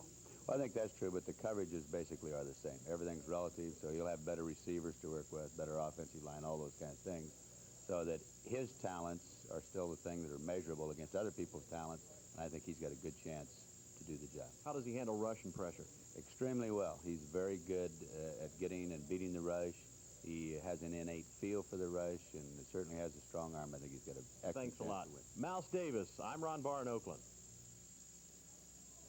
Over 13,000 yards for Neil Lomax, 938 completions. He holds 90 Division I AA records and 8 Division II records as well. Now, let's take a look. Green Bay's up next. Let's take a look at their history. You look at the Green Bay Packers and you wonder where the problem lies. Draft problem? Not necessarily. Of the starting lineup in Green Bay, 14 of the 22 starters have come through the draft, but only 2 over the last 2 years. None in 1980. Last year, the Pack made Bruce Clark their #1 pick. Good choice, bad luck. Clark opted for the Canadian Football League. Now there are a bunch of other Packer draftees on injured reserve who could help. Rich Wingo, Mike Hunt, Mark Konkar among them.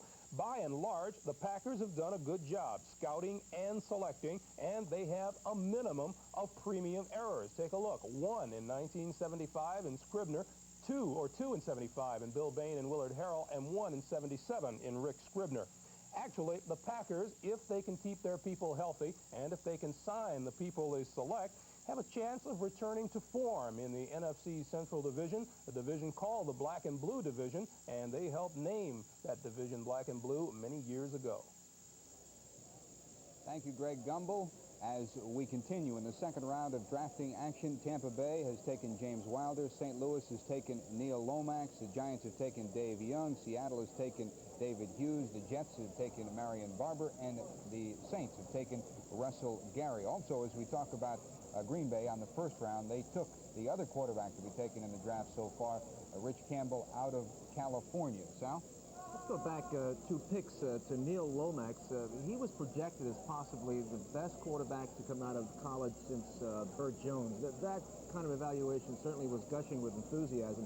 Today, here in the draft, he's the 33rd player picked. That obviously is going to affect his wallet because he cannot command the first-round salary.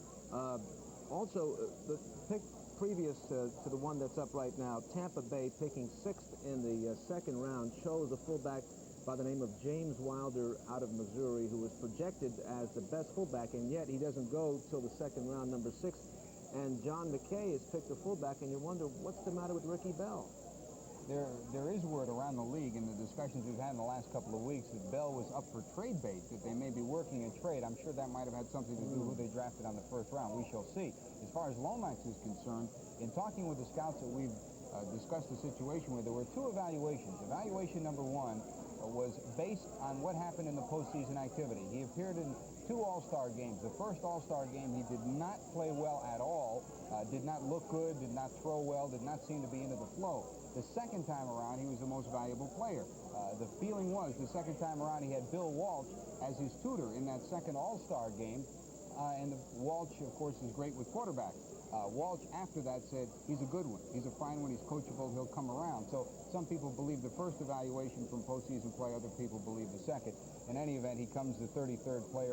Neil Lomax taken by the St. Louis Cardinals. The other quarterback, Rich Campbell, taken by St. Louis, and we are by Green Bay, rather, on the first round. We're waiting for the Green Bay pick now. Chris Berman is also waiting on what's happening. He is over at Mike Minucci. Chris. I'll tell you, there were some irate Jet fans here when they, so somebody pulled the plug on us the last time. I was one of those irate Jet fans because I can't believe they drafted 2 running backs. At 3,000 miles away from the Jets are the Rams, and we have an irate Rams fan here. Martin Callender, you're not pleased with Mel Owens, the linebacker. Georgia, Georgia. How in the hell do they expect to keep linebackers? I mean, what are they doing drafting one when they can't sign the ones they have? For goodness sake. Well, now, it's a terrible thing. You know, why do we lose Ferragamo? They can't hold him. How in the heck do they expect to sign this new guy? So what you're saying is you lose Ferragamo, you got a linebacker who you don't think the Rams should have. You're playing in a stadium where your seats are no longer as good as yours. You're saying that and the Rams didn't make the Super Bowl last year. You're saying that you're not pleased. Oh, no. I'm not pleased. It's not that I'm not pleased with them not making the Super Bowl, but it's just that, you know, like Budzinski going away today. You know, how in the world does Georgia possibly think she can sign another linebacker and run the risk of doing the same thing to the defensive team she did last year? She lost all of the offense. You know, I don't think Pat Hayden is ready to come back. I mean, I don't think he's going to play with the same ferocity. No, and now they had a chance to go with a guy like Lomax, and they didn't do that either. So 3,000 miles away, Georgia, there's some wrath for your ball club. Let's go back to the Sheridan. Thanks, Chris. As we stand, we are in the second round. We are waiting on the Green Bay pick as the clock continues to wind down for the Green Bay selection in the second round. And when you think about it and you look at the Green Bay situation, you have to feel that, speaking about being under the gun and liking selections or not, if anybody's under the gun, it is Bart Starr. Yesterday, Bud Wilkinson said when I asked him about how do you draft, you pick the best available athlete or do you fill a position, he said it depends on how much of a contract your coach has. And Bart Starr certainly is hanging by a thread in Green Bay. His first pick of Rich Campbell, as I said earlier, can't be argued with. They could use quarterbacking help. But now, there's number 2 pick. Where does the Pack go? The Pack certainly needs help on defense. They need help in a lot of areas. And the first pick you can't knock, Rich Campbell. The second one, we'll see. And by the way, before we go any further, you folks around the country watching our live coverage of the NFL draft for the second straight year, you might think, well, they're always talking about the New York teams, but it always seems as if the New York clubs cause all the controversy with their picks. We've had 2 years now here, and last year the Jets made the big news with the Lamb Jones deal. This year they're making the big news as well. And remember, because this draft is held in New York, a lot of the fans, obviously, are from the Giants and from the Jets in Bayern, so you might imagine that they're going to be somewhat vociferous in the way they feel. Green Bay's still waiting. We're waiting as well. And when we return, we'll have the selection of the Green Bay Packers as ESPN continues live coverage of the 1981 National Football League Collegiate Player Draft from the Sheridan in New York.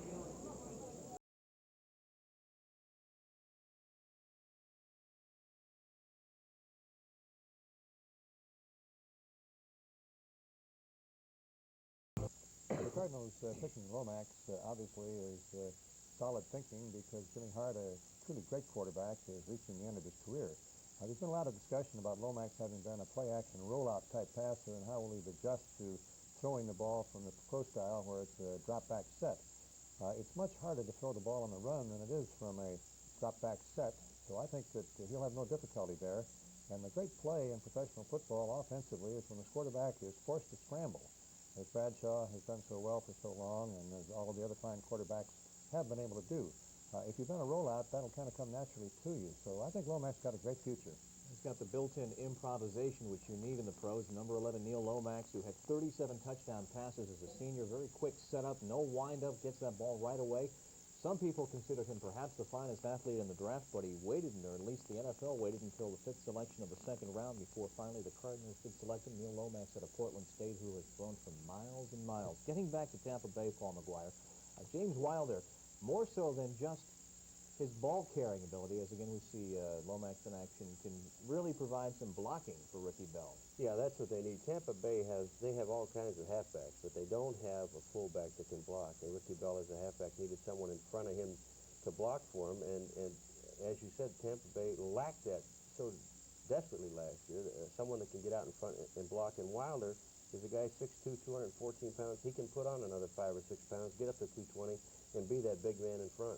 Once again, Tampa Bay had on the 1st round selected Hugh Green, who did not go again until the 7th selection, and Tampa Bay on the 2nd round going for James Wilder. Marty McDowell, one of your favorites, Howard, is still out there, number 1 rated wide receiver, and he hasn't gone yet. He could be Green Bay's pick. It wouldn't surprise me because the Packers have James Lofton, certainly one great receiver, but on the other side, they're hurting. So with the available defensive backs, of course, they could use one there. A Jeff Griffin or a John Simmons is a possibility, but McDowell, again, it might be what we were talking about earlier with Hugh Green, that situation where the teams just keep passing on a guy, and somewhere down the line, someone's going to get a pretty good bargain, I think. Once again, let's bring you up to date. If you've just joined us in the middle of your day, wherever you might be across these United States, what has happened in the draft? George Rogers, Lawrence Taylor, Freeman McNeil, the teams in the left side of your screen, the players down the center, Ken Easley, E.J. Jr., Rich Campbell, Hugh Green, Ronnie Lott, Nell Owens, David Verser, Keith Van Horn, has gone, as well as Randy McMillan, David Overstreet, Willie Scott, Dennis Smith, Mark Nichols, Keith Carey, Donnell Thompson, Brian Holloway, Mark May, Ted Watts, Hanford Dixon, Curtis Marsh, James Brooks, and he was selected by San Diego, Bobby Butler, Howard Richards, Leonard Mitchell, and Booker Moore. That was round 1. Round 2 so far, Russell Gary to New Orleans, Marion Barber to the Jets, another running back, David Hughes, running back out of Boise State, to Seattle, Dave Young, tight end to the Giants, St. Louis going for Lomax, Tampa Bay selecting James Wilder, Green Bay is up on deck. Let's switch back now live to New York City and George Brand. Thanks, Bob. The clock running down, 2 minutes and change. 2nd round pick of the Green Bay Packers. As you look at the Packer table, Ted Monica and the rest of the Packer crew on the phone back to Green Bay, to Bart Starr and his brain trust as they try to put together this selection on the 2nd round, already selected by the Packers in round number 1, the 6th player selected, Rich Campbell, the quarterback out of California. In that 1st round, as we were tallying it up while Bob was running down that final total, 6 defensive backs, 6 running backs, 4 linebackers, 5 offensive tackles, 2 wide receivers, 2 defensive ends. There you have it right there. Louis Gary of there, he's filling out his old cards from the picks for the National Football League draft. You see it there as Green Bay makes its selection as we move in on the 2nd round. Texas Arlington, the tight end, one of the 4 top-ranked tight ends coming into this draft. Willie Scott, Clay Brown, Gary Lewis, as well as Gary Lewis is the pick in this round. Gary Lewis out of Texas Arlington. Gary Lewis, tight end, Texas Arlington. San Francisco up on a choice from Washington. Gary Lewis out of Texas Arlington, physically, from a standpoint of size, is about 220, 230 pounds. That's Don Weiss of the commissioner's office making the announcement. So another tight end goes. We had in the 1st round 1 tight end go, and in the 2nd round we had Dave Young picked by the Giants, and now Gary Lewis as well gets selected by the Green Bay Packers. second round. Now we have San Francisco coming up next, but let's go back up to Leandra Riley, who has a fan from the Green Bay Packers in the gallery. Leandra. Not only do I have a fan, I have a native of Green Bay. His name is Roger Deutsch. He has since moved to New York, but he was in Green Bay during the heyday. What do you think of their last choice? Well, I thought that they might want to take a fast tight end. I thought they'd take Clay Brown, but Iowa. San Francisco in the second round on a choice obtained from Washington selects John Harty, defensive tackle, Iowa.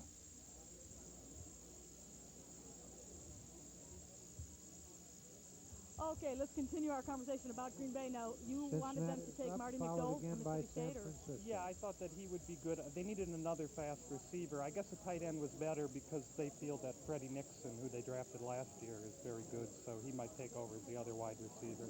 A question that is asked of all Green Bay fans. Bart Starr, how do you feel about him? Well, I think he's a little too nice to be a coach, and the players seem to like him, and he seems to be very nice to them, and but he doesn't seem to get the most out of his players. He's made some good draft choices, but they haven't really played well as a team. Okay, so you think he might have been better employed in another capacity with the organization? Yeah, he's sort of their spokesman. You know, he's Mr. Green Bay Packer now, so that's why they keep him. If you could draft a coach for Green Bay, who would you draft? Who would I draft? Jerry Rome. Okay, that's a Green Bay opinion, and we're ready for another announcement downstairs. Okay, Leandra, John Harty, 260-pound specimen from Iowa, selected by San Francisco. Next up, Cincinnati. But let's head back out to Oakland, where Ron Barr is ready with more reaction from this second round of drafting activity, the San Francisco round in Oakland. Ron Barr ready to keep us abreast of what's transpiring there.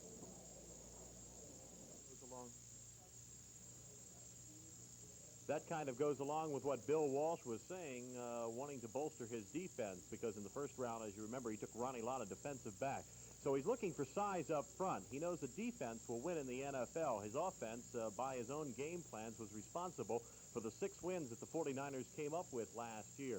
So probably after this round, going into the third round, look for Bill Walsh of the 49ers now to look for a running back to back up Paul Hofer, who injured his knee last year.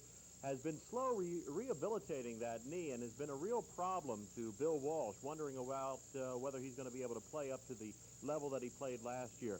But Hartke is the size of player that Walsh likes. He looks for speed and brains because he knows that the offense is a multiple type of offense that the 49ers use, and they try to do a lot of different things defensively. They like to stun a lot. They'll run the linebackers in there, sometimes 3, sometimes all 4 linebackers, trying to keep the opponent's team offensively off balance. So he comes up with size, he comes up with speed, and he comes up with brains as the 49ers take Hartke in the second round. That's it from the Raiders headquarters. Now let's go back to George Grandy back at ESPN drafting headquarters.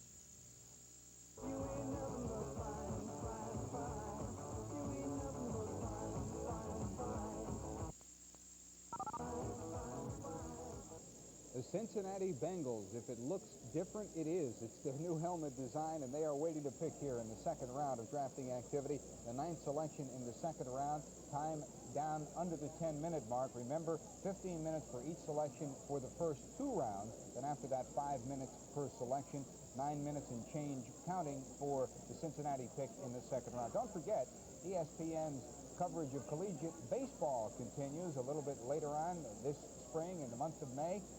Coming up on Sunday, towards the end of May, we'll be bringing you NCAA baseball, the Southwest Conference Championship. Southwest champ Texas is the defending champ from last year. The Longhorns have to be considered a favorite to repeat, as they've been ranked in the top 3 or 4 nationally for most of the season, right behind Miami of Florida and Arizona State. We'll be televising several games from this year's College World Series in Omaha, Nebraska in early June as well. We had great reaction to it last year.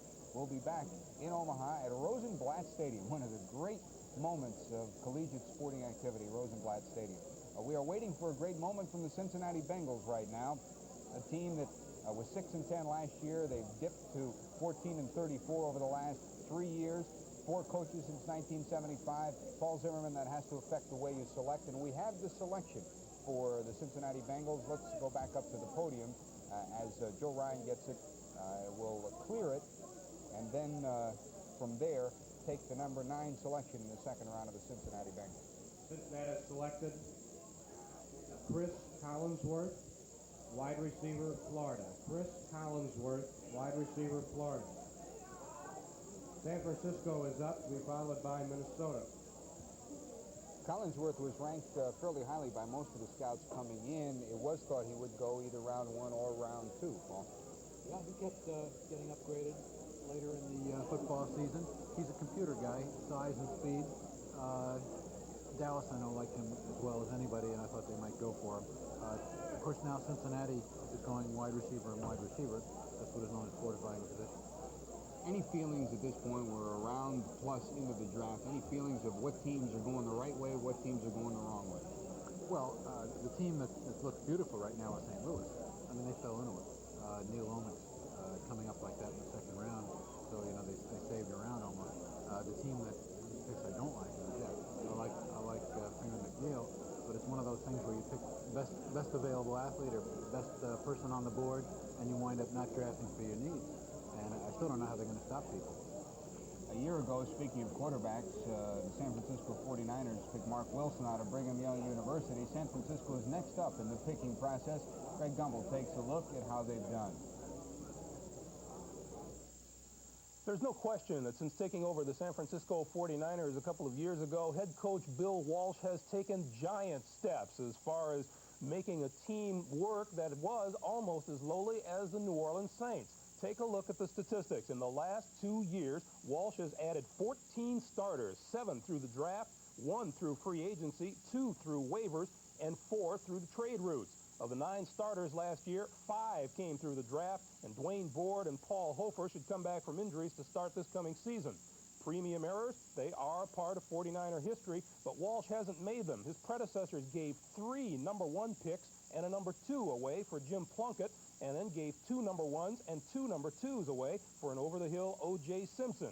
Starters this past year, certainly no quarrel with Earl Cooper on offense or Jim Stuckey on defense. The 49ers, under Bill Walsh and former Giants coach John McVay, are doing it right in San Francisco, and that only spells trouble for the rest of the NFC West. Incidentally, in the Bay Area, when we were at the Super Bowl, we had a chance to sit down and talk with Mark Wilson, who went with Oakland, and who was sitting in the wings waiting for his chance to get a chance to play some professional football. And we said, do you have any regrets after being so sought after this past year and sitting on the bench for most of the year? He says, no. He said, I'm very happy in the Bay Area, and it remains to be seen how he pans out from a professional football standpoint. So that's part of the story of last year's National Football League draft.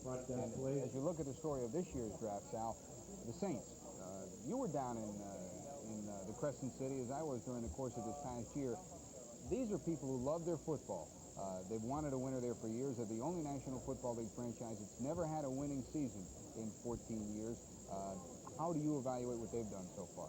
Well, I think so far, as we're early in the second round, we're only through 9 picks in the second round, New Orleans has done extremely well. I don't think you're going to see any bagheads at the Superdome next season, because under the new regime of Bum Phillips, he had the first pick. He picked George Rogers, the Heisman Trophy winner out of South Carolina.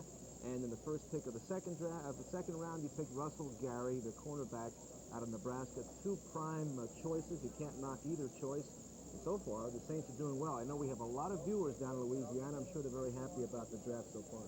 And also, from the standpoint of how you look at this draft and how you look at the way people evaluate it, Bum Phillips said all along that he was going to stick with George Rogers, and as Paul Zimmerman mentioned, you evaluate people on the way they deal with you, and he stuck to it, Paul Zimmerman.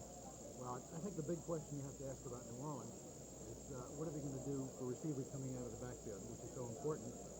Somebody who's going to be in as much trouble as Archie is, you know, facing that rush. Tony Galbraith has been shopped around. They're trying to peddle him.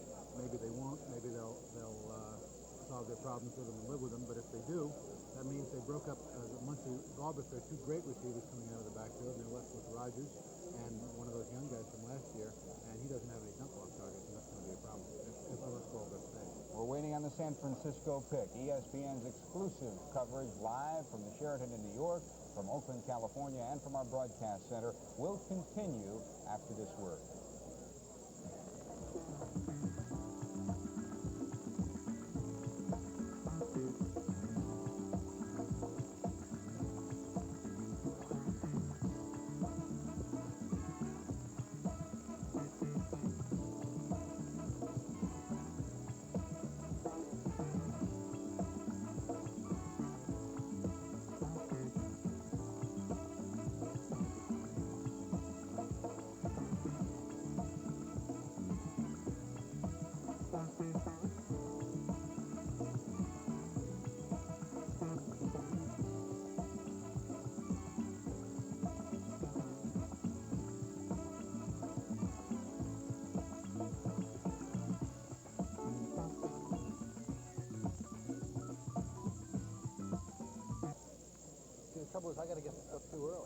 by the time, you know, I have no... All right, we're back here in New York as the second round of drafting continues. Just a couple of moments ago, there was a trade involving San Francisco and Chicago.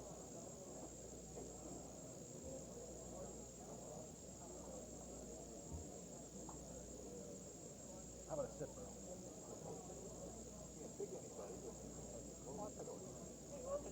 Okay, we're having some technical difficulties running that back for you. Let me paraphrase exactly what happened. San Francisco had the number 10 pick in the second round. Chicago had the number 12 pick. They swapped picks. So Chicago had the number 10 pick. San Francisco then fell 2 slots down to the number 12 pick. This in the second round. Chicago also tossed in the 5th round pick, gave that to San Francisco. So again, Chicago and San Francisco simply switched spots. San Francisco giving up its 10th slot for the 12th slot. Chicago moving up from 12 to 10. In addition, Chicago gave up a 5th round pick. Chicago with that slot took Mike Singletary, a linebacker from Baylor.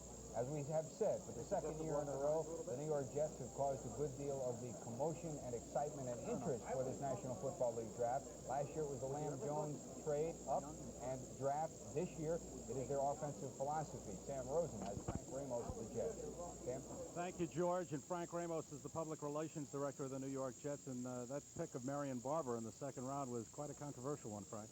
I think we got the audience on their feet and alive.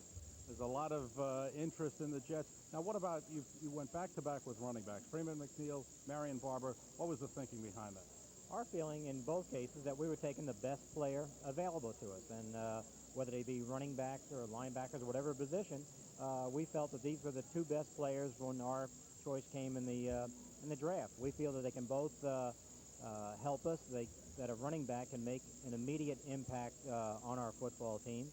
And it happens to fill a need area also. Now, by bringing in Joe Walton as an offensive coordinator, was that a part of the decision in drafting for offense the first 2 rounds? I don't think so. I think that it was a good move on our management's point and Walt Michaels to bring in a guy like Joe Walton, who has been with diverse offenses before. He coached with the Giants and with the Redskins and did an excellent job with both of those football teams. I think he'll be a big help to Richard Todd into our overall offense, but I don't think that had any effect on the 2 players we took in the draft. 2 years ago, the Jets led the NFL in rushing. You seem to have an abundance of running backs. Can we start speculation that there might be some deals of those running backs? I don't think that's the main thing that I would look into it. I'd say the fact is that running back is an area that you need a lot of good people at. I don't think there's any football team that's ever had too many good running backs. 2 years ago, we did lead the NFL in rushing. We've had an outstanding offensive line. Our running backs don't turn the ball over. They block for each other. They're unselfish. They catch the ball very well. I think what we need a little bit more of, a need area, is somebody to give us the bigger run, the longer run. Richard Todd, as it turns out, our quarterback, had the 3 longest runs from scrimmage for us last year. I think that points to a need for us to improve that area, but that wasn't the factor in just taking a running back. I think, as I say, those were the best players on the board when we went, in our opinion, of our drafting people. What about the defense? A lot of people were cheering, go defense, go defense. Now, there has been some question about your defense, the ability to rush the passer. What about the defense? Well, I do think that getting back to the fact that a lot of people were cheering, I think it's great that the fans have that much interest in what we're taking rather than sitting on their hands and not caring who the New York Jets take. I think that shows a lot of interest in our ball club and our future, and we're happy to have that. We would like to be able to prove ourselves right, not the idea of proving them wrong. Come September, the fact that the picks that we made were good choices. I think the last couple of years that we've had some very solid draft choices. Sometimes people aren't familiar with them, and I can't expect that the fan can know of a Mark Gastineau from East Central Oklahoma, and I don't think that they can know that much about Barber, in this case, complimenting a ball player like McNeil. I think, though, that helping our defense, we're going to do that by still later picks in the draft, and also the fact that if we have the football, it's going to be hard for the other team to have it. Thank you. Frank Ramos, the Public Relations Director of the New York Jets. Now back to George Grand. Thanks, Sam. One quick question for Frank before he goes away. Is this an indication? Clark Gaines limped through your mini workout a few weeks back. There's question of Bruce Harper's physical situation. Is this an indication, drafting the 2 running backs, that there are problems with those 2 ball players from a physical standpoint? Grand had a question, Frank, and that concerns the physical condition of Bruce Harper and one of your other running backs as to speculation as to whether they'll be available this fall. Well, we do expect, I think that George is probably referring to Clark Gaines, our fullback who broke his leg last year. We do expect that Clark will be ready come training camp, and I'd say in another 2 to 3 weeks we can give the fans and everyone else an update on the condition of Bruce Harper. Bruce is currently hospitalized at Lenox Hill Hospital. He had an inflammation of the lung and heart area after a bout with pneumonia in February, and we're hopeful that Bruce will be ready, but we are going to watch him, and he's getting rest, which is the doctor's feeling that this will be the cure for him. We'll watch him, and we'll give an update in about 2 to 3 weeks. Thanks again, Frank. Back to you, George. Thanks, gentlemen. Here we stand at the Sheraton in New York into the second round. We're waiting for Minnesota to make its second round pick, the 11th selection. So far, Sal Marciano, 7 defensive backs selected in the draft thus far. Yes, and what's interesting, too, is we had predominantly defensive people in the first round. In the first 9 picks, there were 4 linebackers chosen, all quality players: Lawrence Taylor, E.J. Jr., Hugh Green, and Mel Owens. Now we go to the 38th pick. Mike Singletary of Baylor, who grades out very well with all the scouts. He is picked 38th, a big drop-off before his pick. Mike is a tremendous competitor, but he's an inch shorter than the other 4. And we get to that computer. I would like all you really intense football fans to put the name Mike Singletary back in the brain and remember him next year, because he may grade out to be just as good as those guys who was picked 38th. We'll grade out the Minnesota pick, that and more, when ESPN's live coverage of the 1981 National Football League Collegiate Player Draft continues from New York, from Oakland, and from Connecticut. There it is. The clock runs down 5 minutes, 30 seconds, roughly, for Minnesota Vikings selection in the second round of this National Football League draft in New York. This pick, number 11, comes from Baltimore in the swap they made with the Baltimore Colts.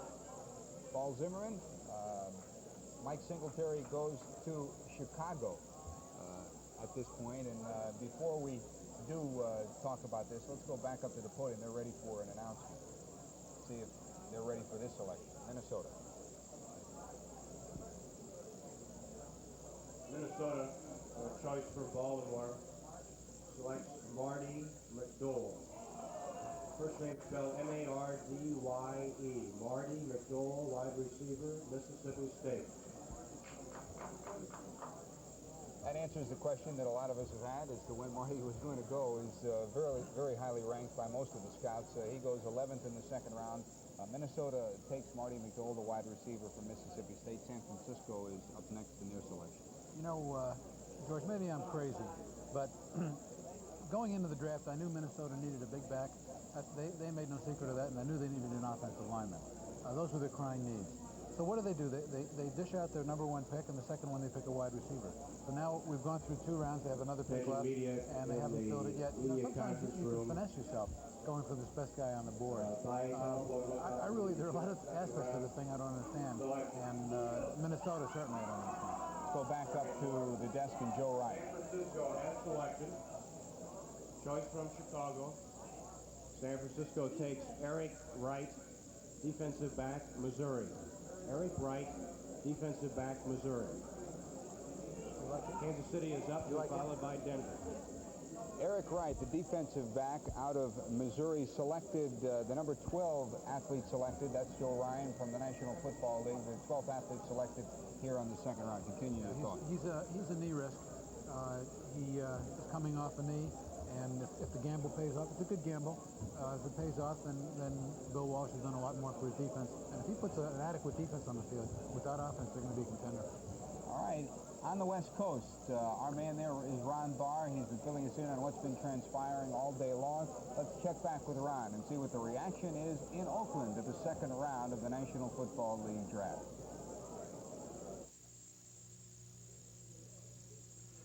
We understand that James Brooks has been taken by the 49ers, their second pick in the second round. And joining us here is a man familiar to just about everybody. Jim Plunkett used to be a quarterback with the San Francisco 49ers as he smiles, but now, of course, the most valuable player in the Super Bowl this past year. As you take a look at what the Raiders have done with their first 3 picks, they got Kurt Marsh, they got Ted Watts, or I should say the first 2 picks.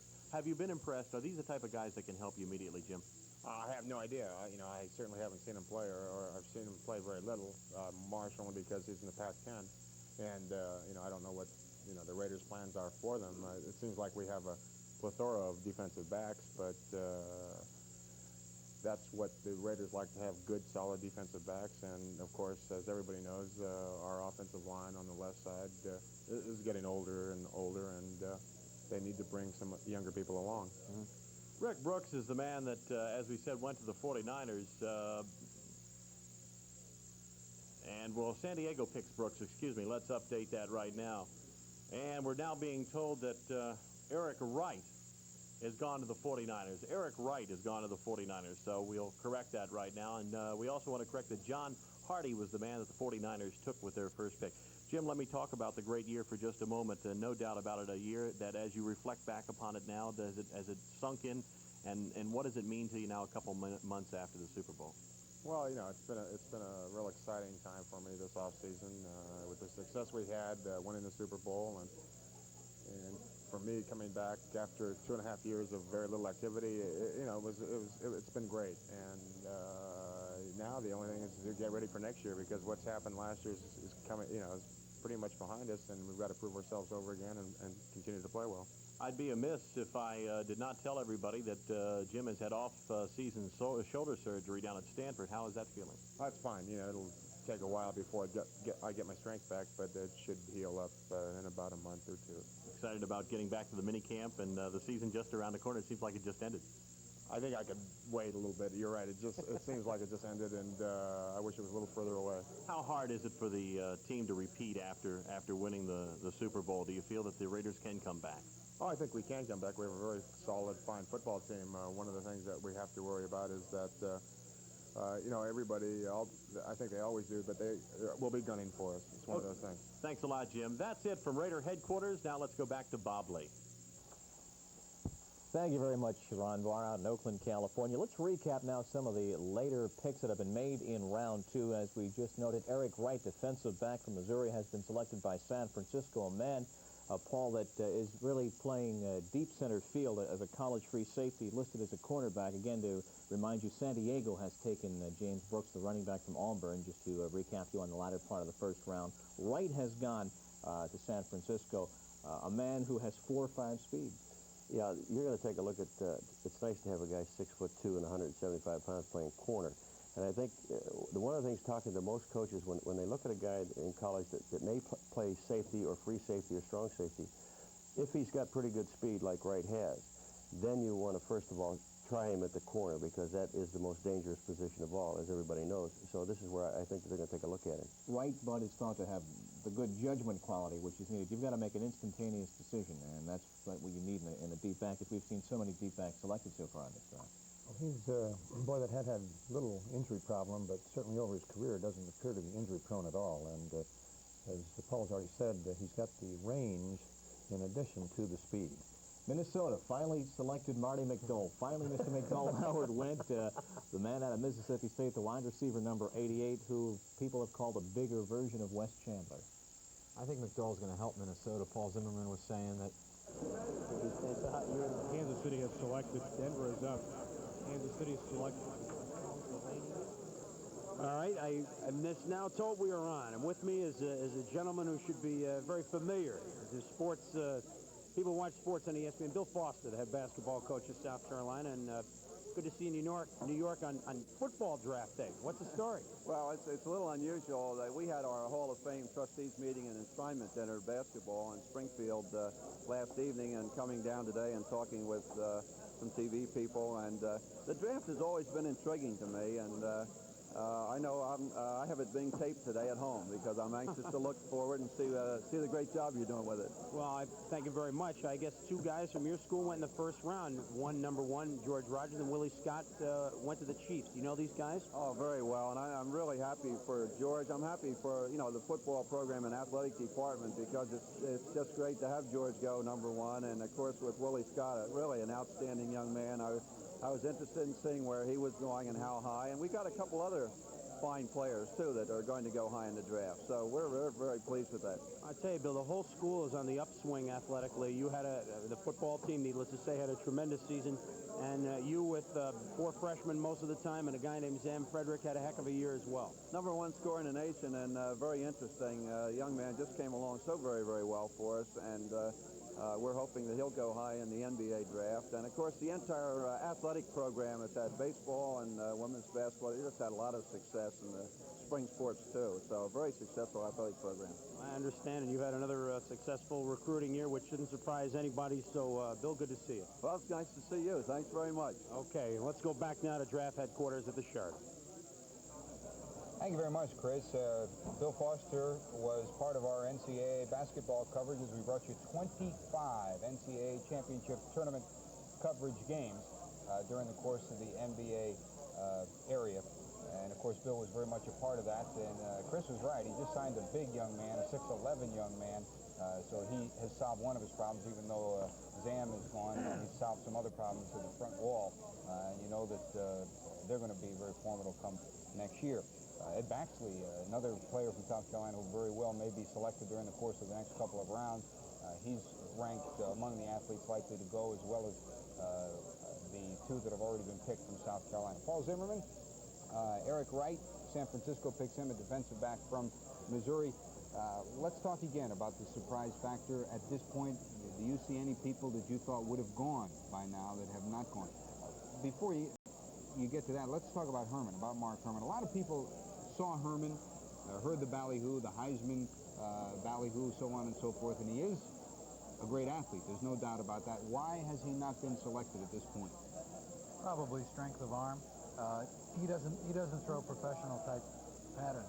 They use a lot of dink stuff, little patterns over the middle. He sort of inches the ball down. When he had to drill it between people, he didn't seem to have it. I don't think he had a good year. The good team sort of clogged the middle on him and defied him to throw it in seams, and he couldn't do it.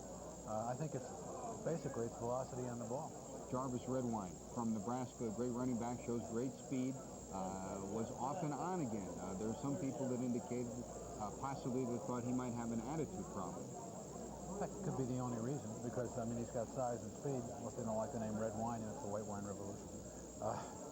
But I would have guessed he would have gone by now. That's surprising, because, you know, you can't beat speed, and a lot of people would take a chance. I mean, he would be an Oakland type, or anybody else really that needs that breakaway back. And if it's the one thing that this draft has lacked, it's breakaway back coming out of the backfield. Redwine was the only one that fit that definition. McMillan maybe, and he was a big back. But even the top-ranked backs, the Freeman, McNeils, and Rogers, they didn't have that breakaway speed. Even Overstreet, who's quick, doesn't have that blinding speed. Redwine is the only one, so I would have assumed he was gone. This is one area where I disagree with the top scouts. I think Jarvis can be a factor come the National Football League season next year, and thereafter we shall see when he gets drafted and by whom he will be drafted by. Jarvis Redwine out of Nebraska. ESPN's live coverage of the 1981 draft will continue after this.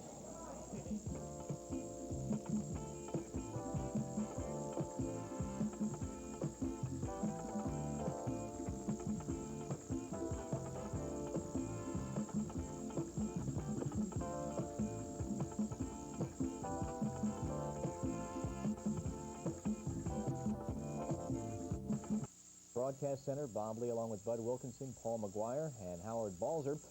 Kansas City picking the 13th selection in round 2, selecting running back Joe Delaney from Northwest Louisiana. Joe Delaney, the halfback with 4.45 speed. We were talking just a few moments ago about Marty McDowell. Let's pick up on that discussion about the wide receiver out of Mississippi State, who we said has been a wingback, could even be a running back for you if you needed him, Howard. That's right, and he can return kicks also. And Minnesota didn't have a great return game last year. He's going to help there.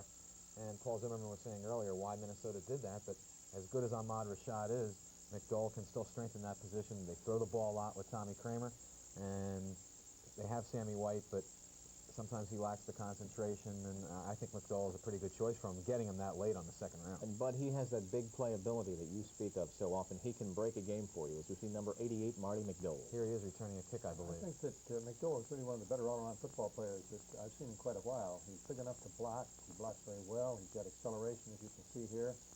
He was a wing-back, used as wide receiver on long yardage situations, but he's a complete offensive football player. He'll look good in the purple uniform, too. I'll tell you, I just like watching him right there as he follows his blockers.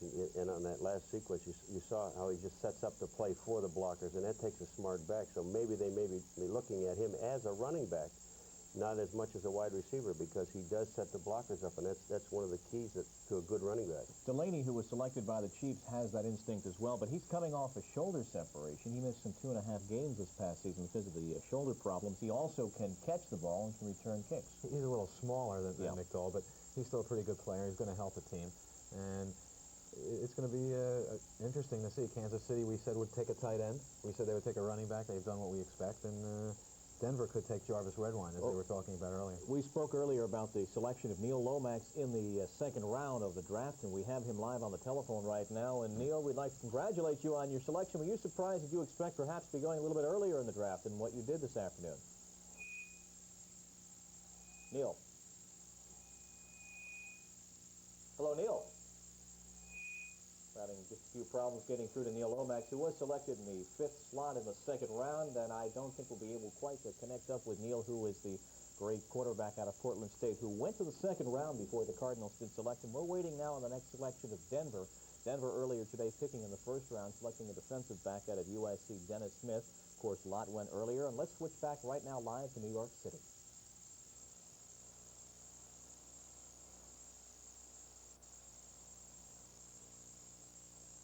We are back live now at the Sheraton Los in New York. Angeles is next. Denver selection, Clay Brown, tight end, Brigham Young.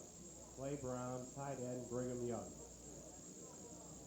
Los Angeles is up to be followed by Pittsburgh. Clay Brown, the tight end from Brigham Young University. In addition to being a tight end, he's also a fine punter. He punted for over a 45-yard average this past year, selected by Denver, by the Denver Broncos in their new regime in Denver. Red Miller is out. The new regime is in Denver. While we were away, Joe Delaney was selected by Kansas City, as Bob mentioned. Now, I think we've got our technical problems cleared up at the broadcast center. Bob, you have Neil Lomax? Well, we certainly hope so. We hope to have Neil on the phone, who was selected in that 5th position in the second round. Hello, Neil. Neil, you with us? Yes, fine. I'm with you. Okay, question. Did you expect to be waiting so long for that phone call? Do you think maybe that you'd be going a little bit quicker? Many other folks had that thought. Yeah, I really think I did. I'm not really that disappointed, though. I'm sure anybody in my position with the media blitz last 4 or 5 months with putting me in #1 quarterback and stuff like that, it was sort of a little disappointment, but it's quite a long wait, and trying to watch it on the ESPN network as well, and just heard it on there, and I was really excited, though, to go to St. Louis. Neil, this is Paul McNeil. Have you been working on your drop back ability now?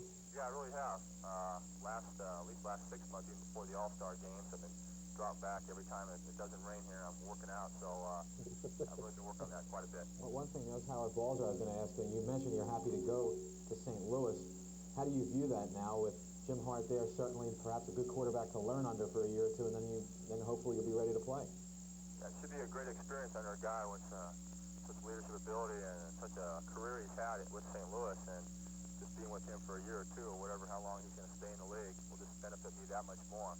So I'm really excited about being under him for a while and then hopefully getting the opportunity to play right away. Okay, Neil, thank you very much. Once again, congratulations on your selection from the St. Louis Cardinals, the selection 5. Let's go back now to New York City.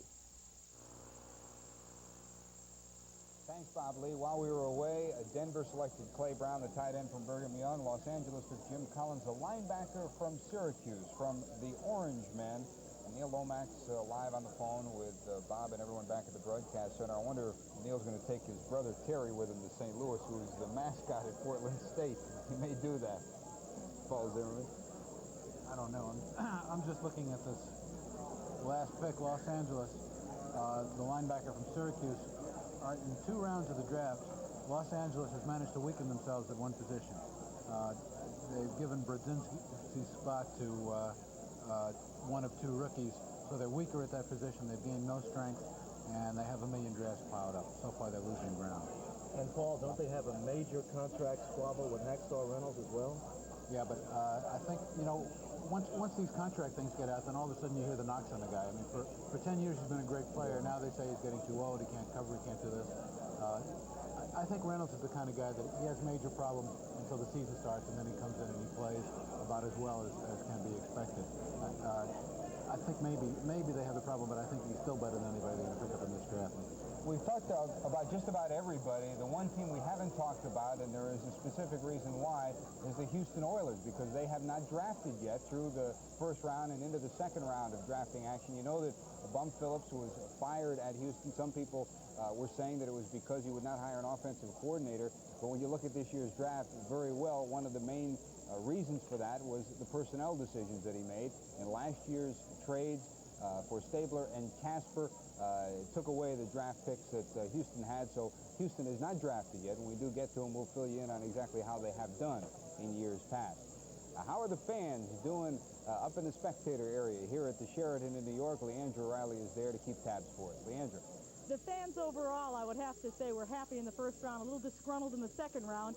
But usually when we think of fans investing in the NFL, it's usually in tickets and transportation. But here's a young man, Henry Hart's from New York, and you've invested how much money and for what? Oh, over $5,000 in video equipment. I have more cables than you have hair even.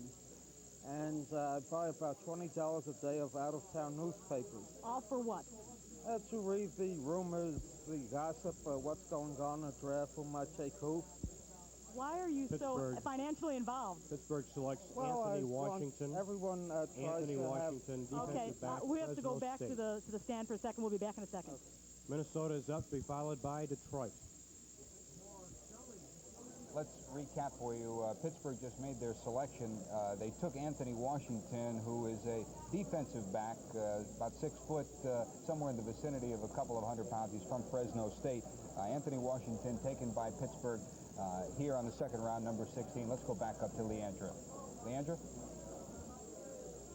Okay, I'm with Henry Hartson. He's a fan who has spent over $5,000, video equipment, publications, etc. Henry, why are you so serious financially and time-wise in the draft? Well, I try to find out as much as I can about a small area. I certainly can't find out everything about politics or something like that, or something in the scientific arena. So this is what I chose, to devote my time as a hobby. And how are you doing? How would you fare over your 11 years? Well, I've predicted pretty well what's going to happen in the proceedings, and this is going as I thought it would, generally speaking. Thank you very much. Let's go back to George Grimm for more on the second round. Thank you very much, Leandra. And remember, right after today's action with the National Football League draft, there's more of the great WCT Tennis Championship set to come your way. 8 o'clock Eastern, 5 o'clock Pacific. Night number 2 of the WCT Singles Quarterfinals. Last night, Brian Gottfried came home a winner over young Sammy Giamalva. And tonight, John McEnroe, the defending champ, will go at it. He'll go against Sandy Mayer. So it's McEnroe against Mayer tonight. The singles matches will continue through Thursday. The semifinals are set for Friday night, and then the finals of the WCT from Big D in Dallas will be on Sunday. Jim Simpson and Cliff Drysdale will bring us all that action through this week. ESPN's live coverage of the 1981 National Football League Collegiate Player Draft will continue after a word.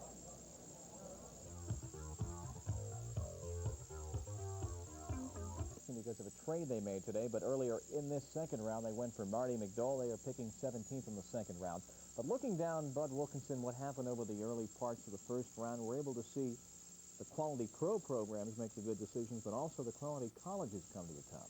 Well, I think so. The teams that play well over a period of time obviously are based on very fine players, and 10 of the first 28 picks were from Southern California, UCLA, Oklahoma, and Pittsburgh. Southern California and Pittsburgh having 3 each, and UCLA and Oklahoma having 2 each. So that's apparent that the good schools are still turning out the product. Let's go right back now quickly to New York City. We'll do that in just a second. Let's talk for a second about Anthony Washington. Here's a man who flunked out of California, started the brawl with USC quickly. Another challenge for the Steelers staff. Yeah, you know, this guy, and Howard and I were talking about it real quick, he doesn't fit into anybody's plans. He was rated in one scouting service 18th, another one 23rd. You really got to wonder. The LA pick I like. Steelers got him. We got to go back down to New York City. Let's go back live to the Sheridan. Thank you, Bob. We'll be heading back to you momentarily, but live on the line right now, Paul Zimmerman has St. Louis Cardinals Jim Hanifin, and they picked E.J. Jr. and Neil Lomax. I know there's an interesting feeling in St. Louis right now. Jim, this is Paul Zimmerman. I know you were going to go defense in the first round. A lot of people thought you might go quarterback, and then you got awful lucky and fell on Neil Lomax on the second. Or was it skill? Now, be honest. Did you know that he was going to be there? Oh, we really didn't, Paul. We expected Neil to go in the first round. And then as that first round was closing, we were looking at the board, the various teams left, and we were going, my goodness, you know, those teams may not go with Neil. He may be available. And so on our other board, we put up about 4 or 5 fellows that we were really considering heavily, and obviously Neil was sitting right near the top of the list. And when it became apparent, you know, and the next couple of picks before us, that, gosh darn it, he could be there, we couldn't really believe it. And so everything worked out just the way we, you know, you couldn't dream it out better. Now, if he hadn't have been available, would you have gone down to the next rated quarterback, maybe a Tom Flick or somebody like that? Probably not. We probably would have gone into actually another position. Probably would have gone another route. And just, as stated, you know, we've gone ahead and say, hey, look, we don't want to go those routes. We might say go for a quarterback at a later round, you know, 4th or a 5th or a 6th round pick. But we're more concerned about the needs of our team, and obviously with EJ, that really fit the bill, and then they have the luxury of being able to pick up Neil in a certain situation, you know, with Jimmy. Yeah. And where we can bring him in, start grooming him, and getting him ready. Jim, just one suggestion. Get an extension to your contract right now while you're hot. I'll see you. Thanks a lot. Okay, all right. Bye. Thank you very much. Paul Zimmerman on the phone with Jim Hanifin from St. Louis. Let's head back to our broadcast center now and Bob Lee. Bob? Thank you very much, George. We're waiting again for that Viking selection, but you wanted to, Howard Balzer, talk about the moves that have been made today by the Rams, trading Brzezinski and already drafting a couple of linebackers. That's right. Paul Zimmerman was saying that he thinks the Rams have weakened themselves, but the trade of Brzezinski, he walked down on the team twice last year. So they haven't weakened themselves by getting rid of him because they didn't play with him for most of the season. So they got an extra draft choice from it. They drafted Mel Owens, who'll be a good outside linebacker for him. This Jim Collins kid is going to be a good inside linebacker. He's got great toughness, and I think he's going to help him at linebacking. And the Rams have always had good linebackers, and Collins is going to be a good guy to step in for Reynolds, maybe not right away, but certainly in time. Okay, if you have just joined us, we are in the middle of our live and exclusive coverage of the first day of the National Football League draft here on the Total Sports Network, ESPN. Let's bring you up to date now on exactly what's been happening. Even if you haven't been with us since the beginning, let's check out now the first couple of rounds of action. Once again, quickly, George Rogers, the first selection, followed by Lawrence Taylor. Again, the teams on the left, players in the center, positions and colleges on the right. We'll run them down quickly. Lawrence Taylor, Freeman McNeil, Ken Easley. St. Louis taking E.J. Jr., the Packers going for Rich Campbell, the Bucks taking Hugh Green, the 49ers getting Ronnie Lott, L.A. going for Mel Owens, Cincinnati for David Verser, Chicago going for Keith Van Horn, the Colts for Randy McMillan, Miami going for David Overstreet, the Chiefs selecting Willie Scott, Denver going for Dennis Smith, Detroit for Mark Nichols out of San Jose, Pittsburgh, Keith Gary, the defensive end, Baltimore going for Donnell Thompson, while the Patriots selected Brian Holloway, and the Redskins went for Mark May. The Raiders picked Ted Watt.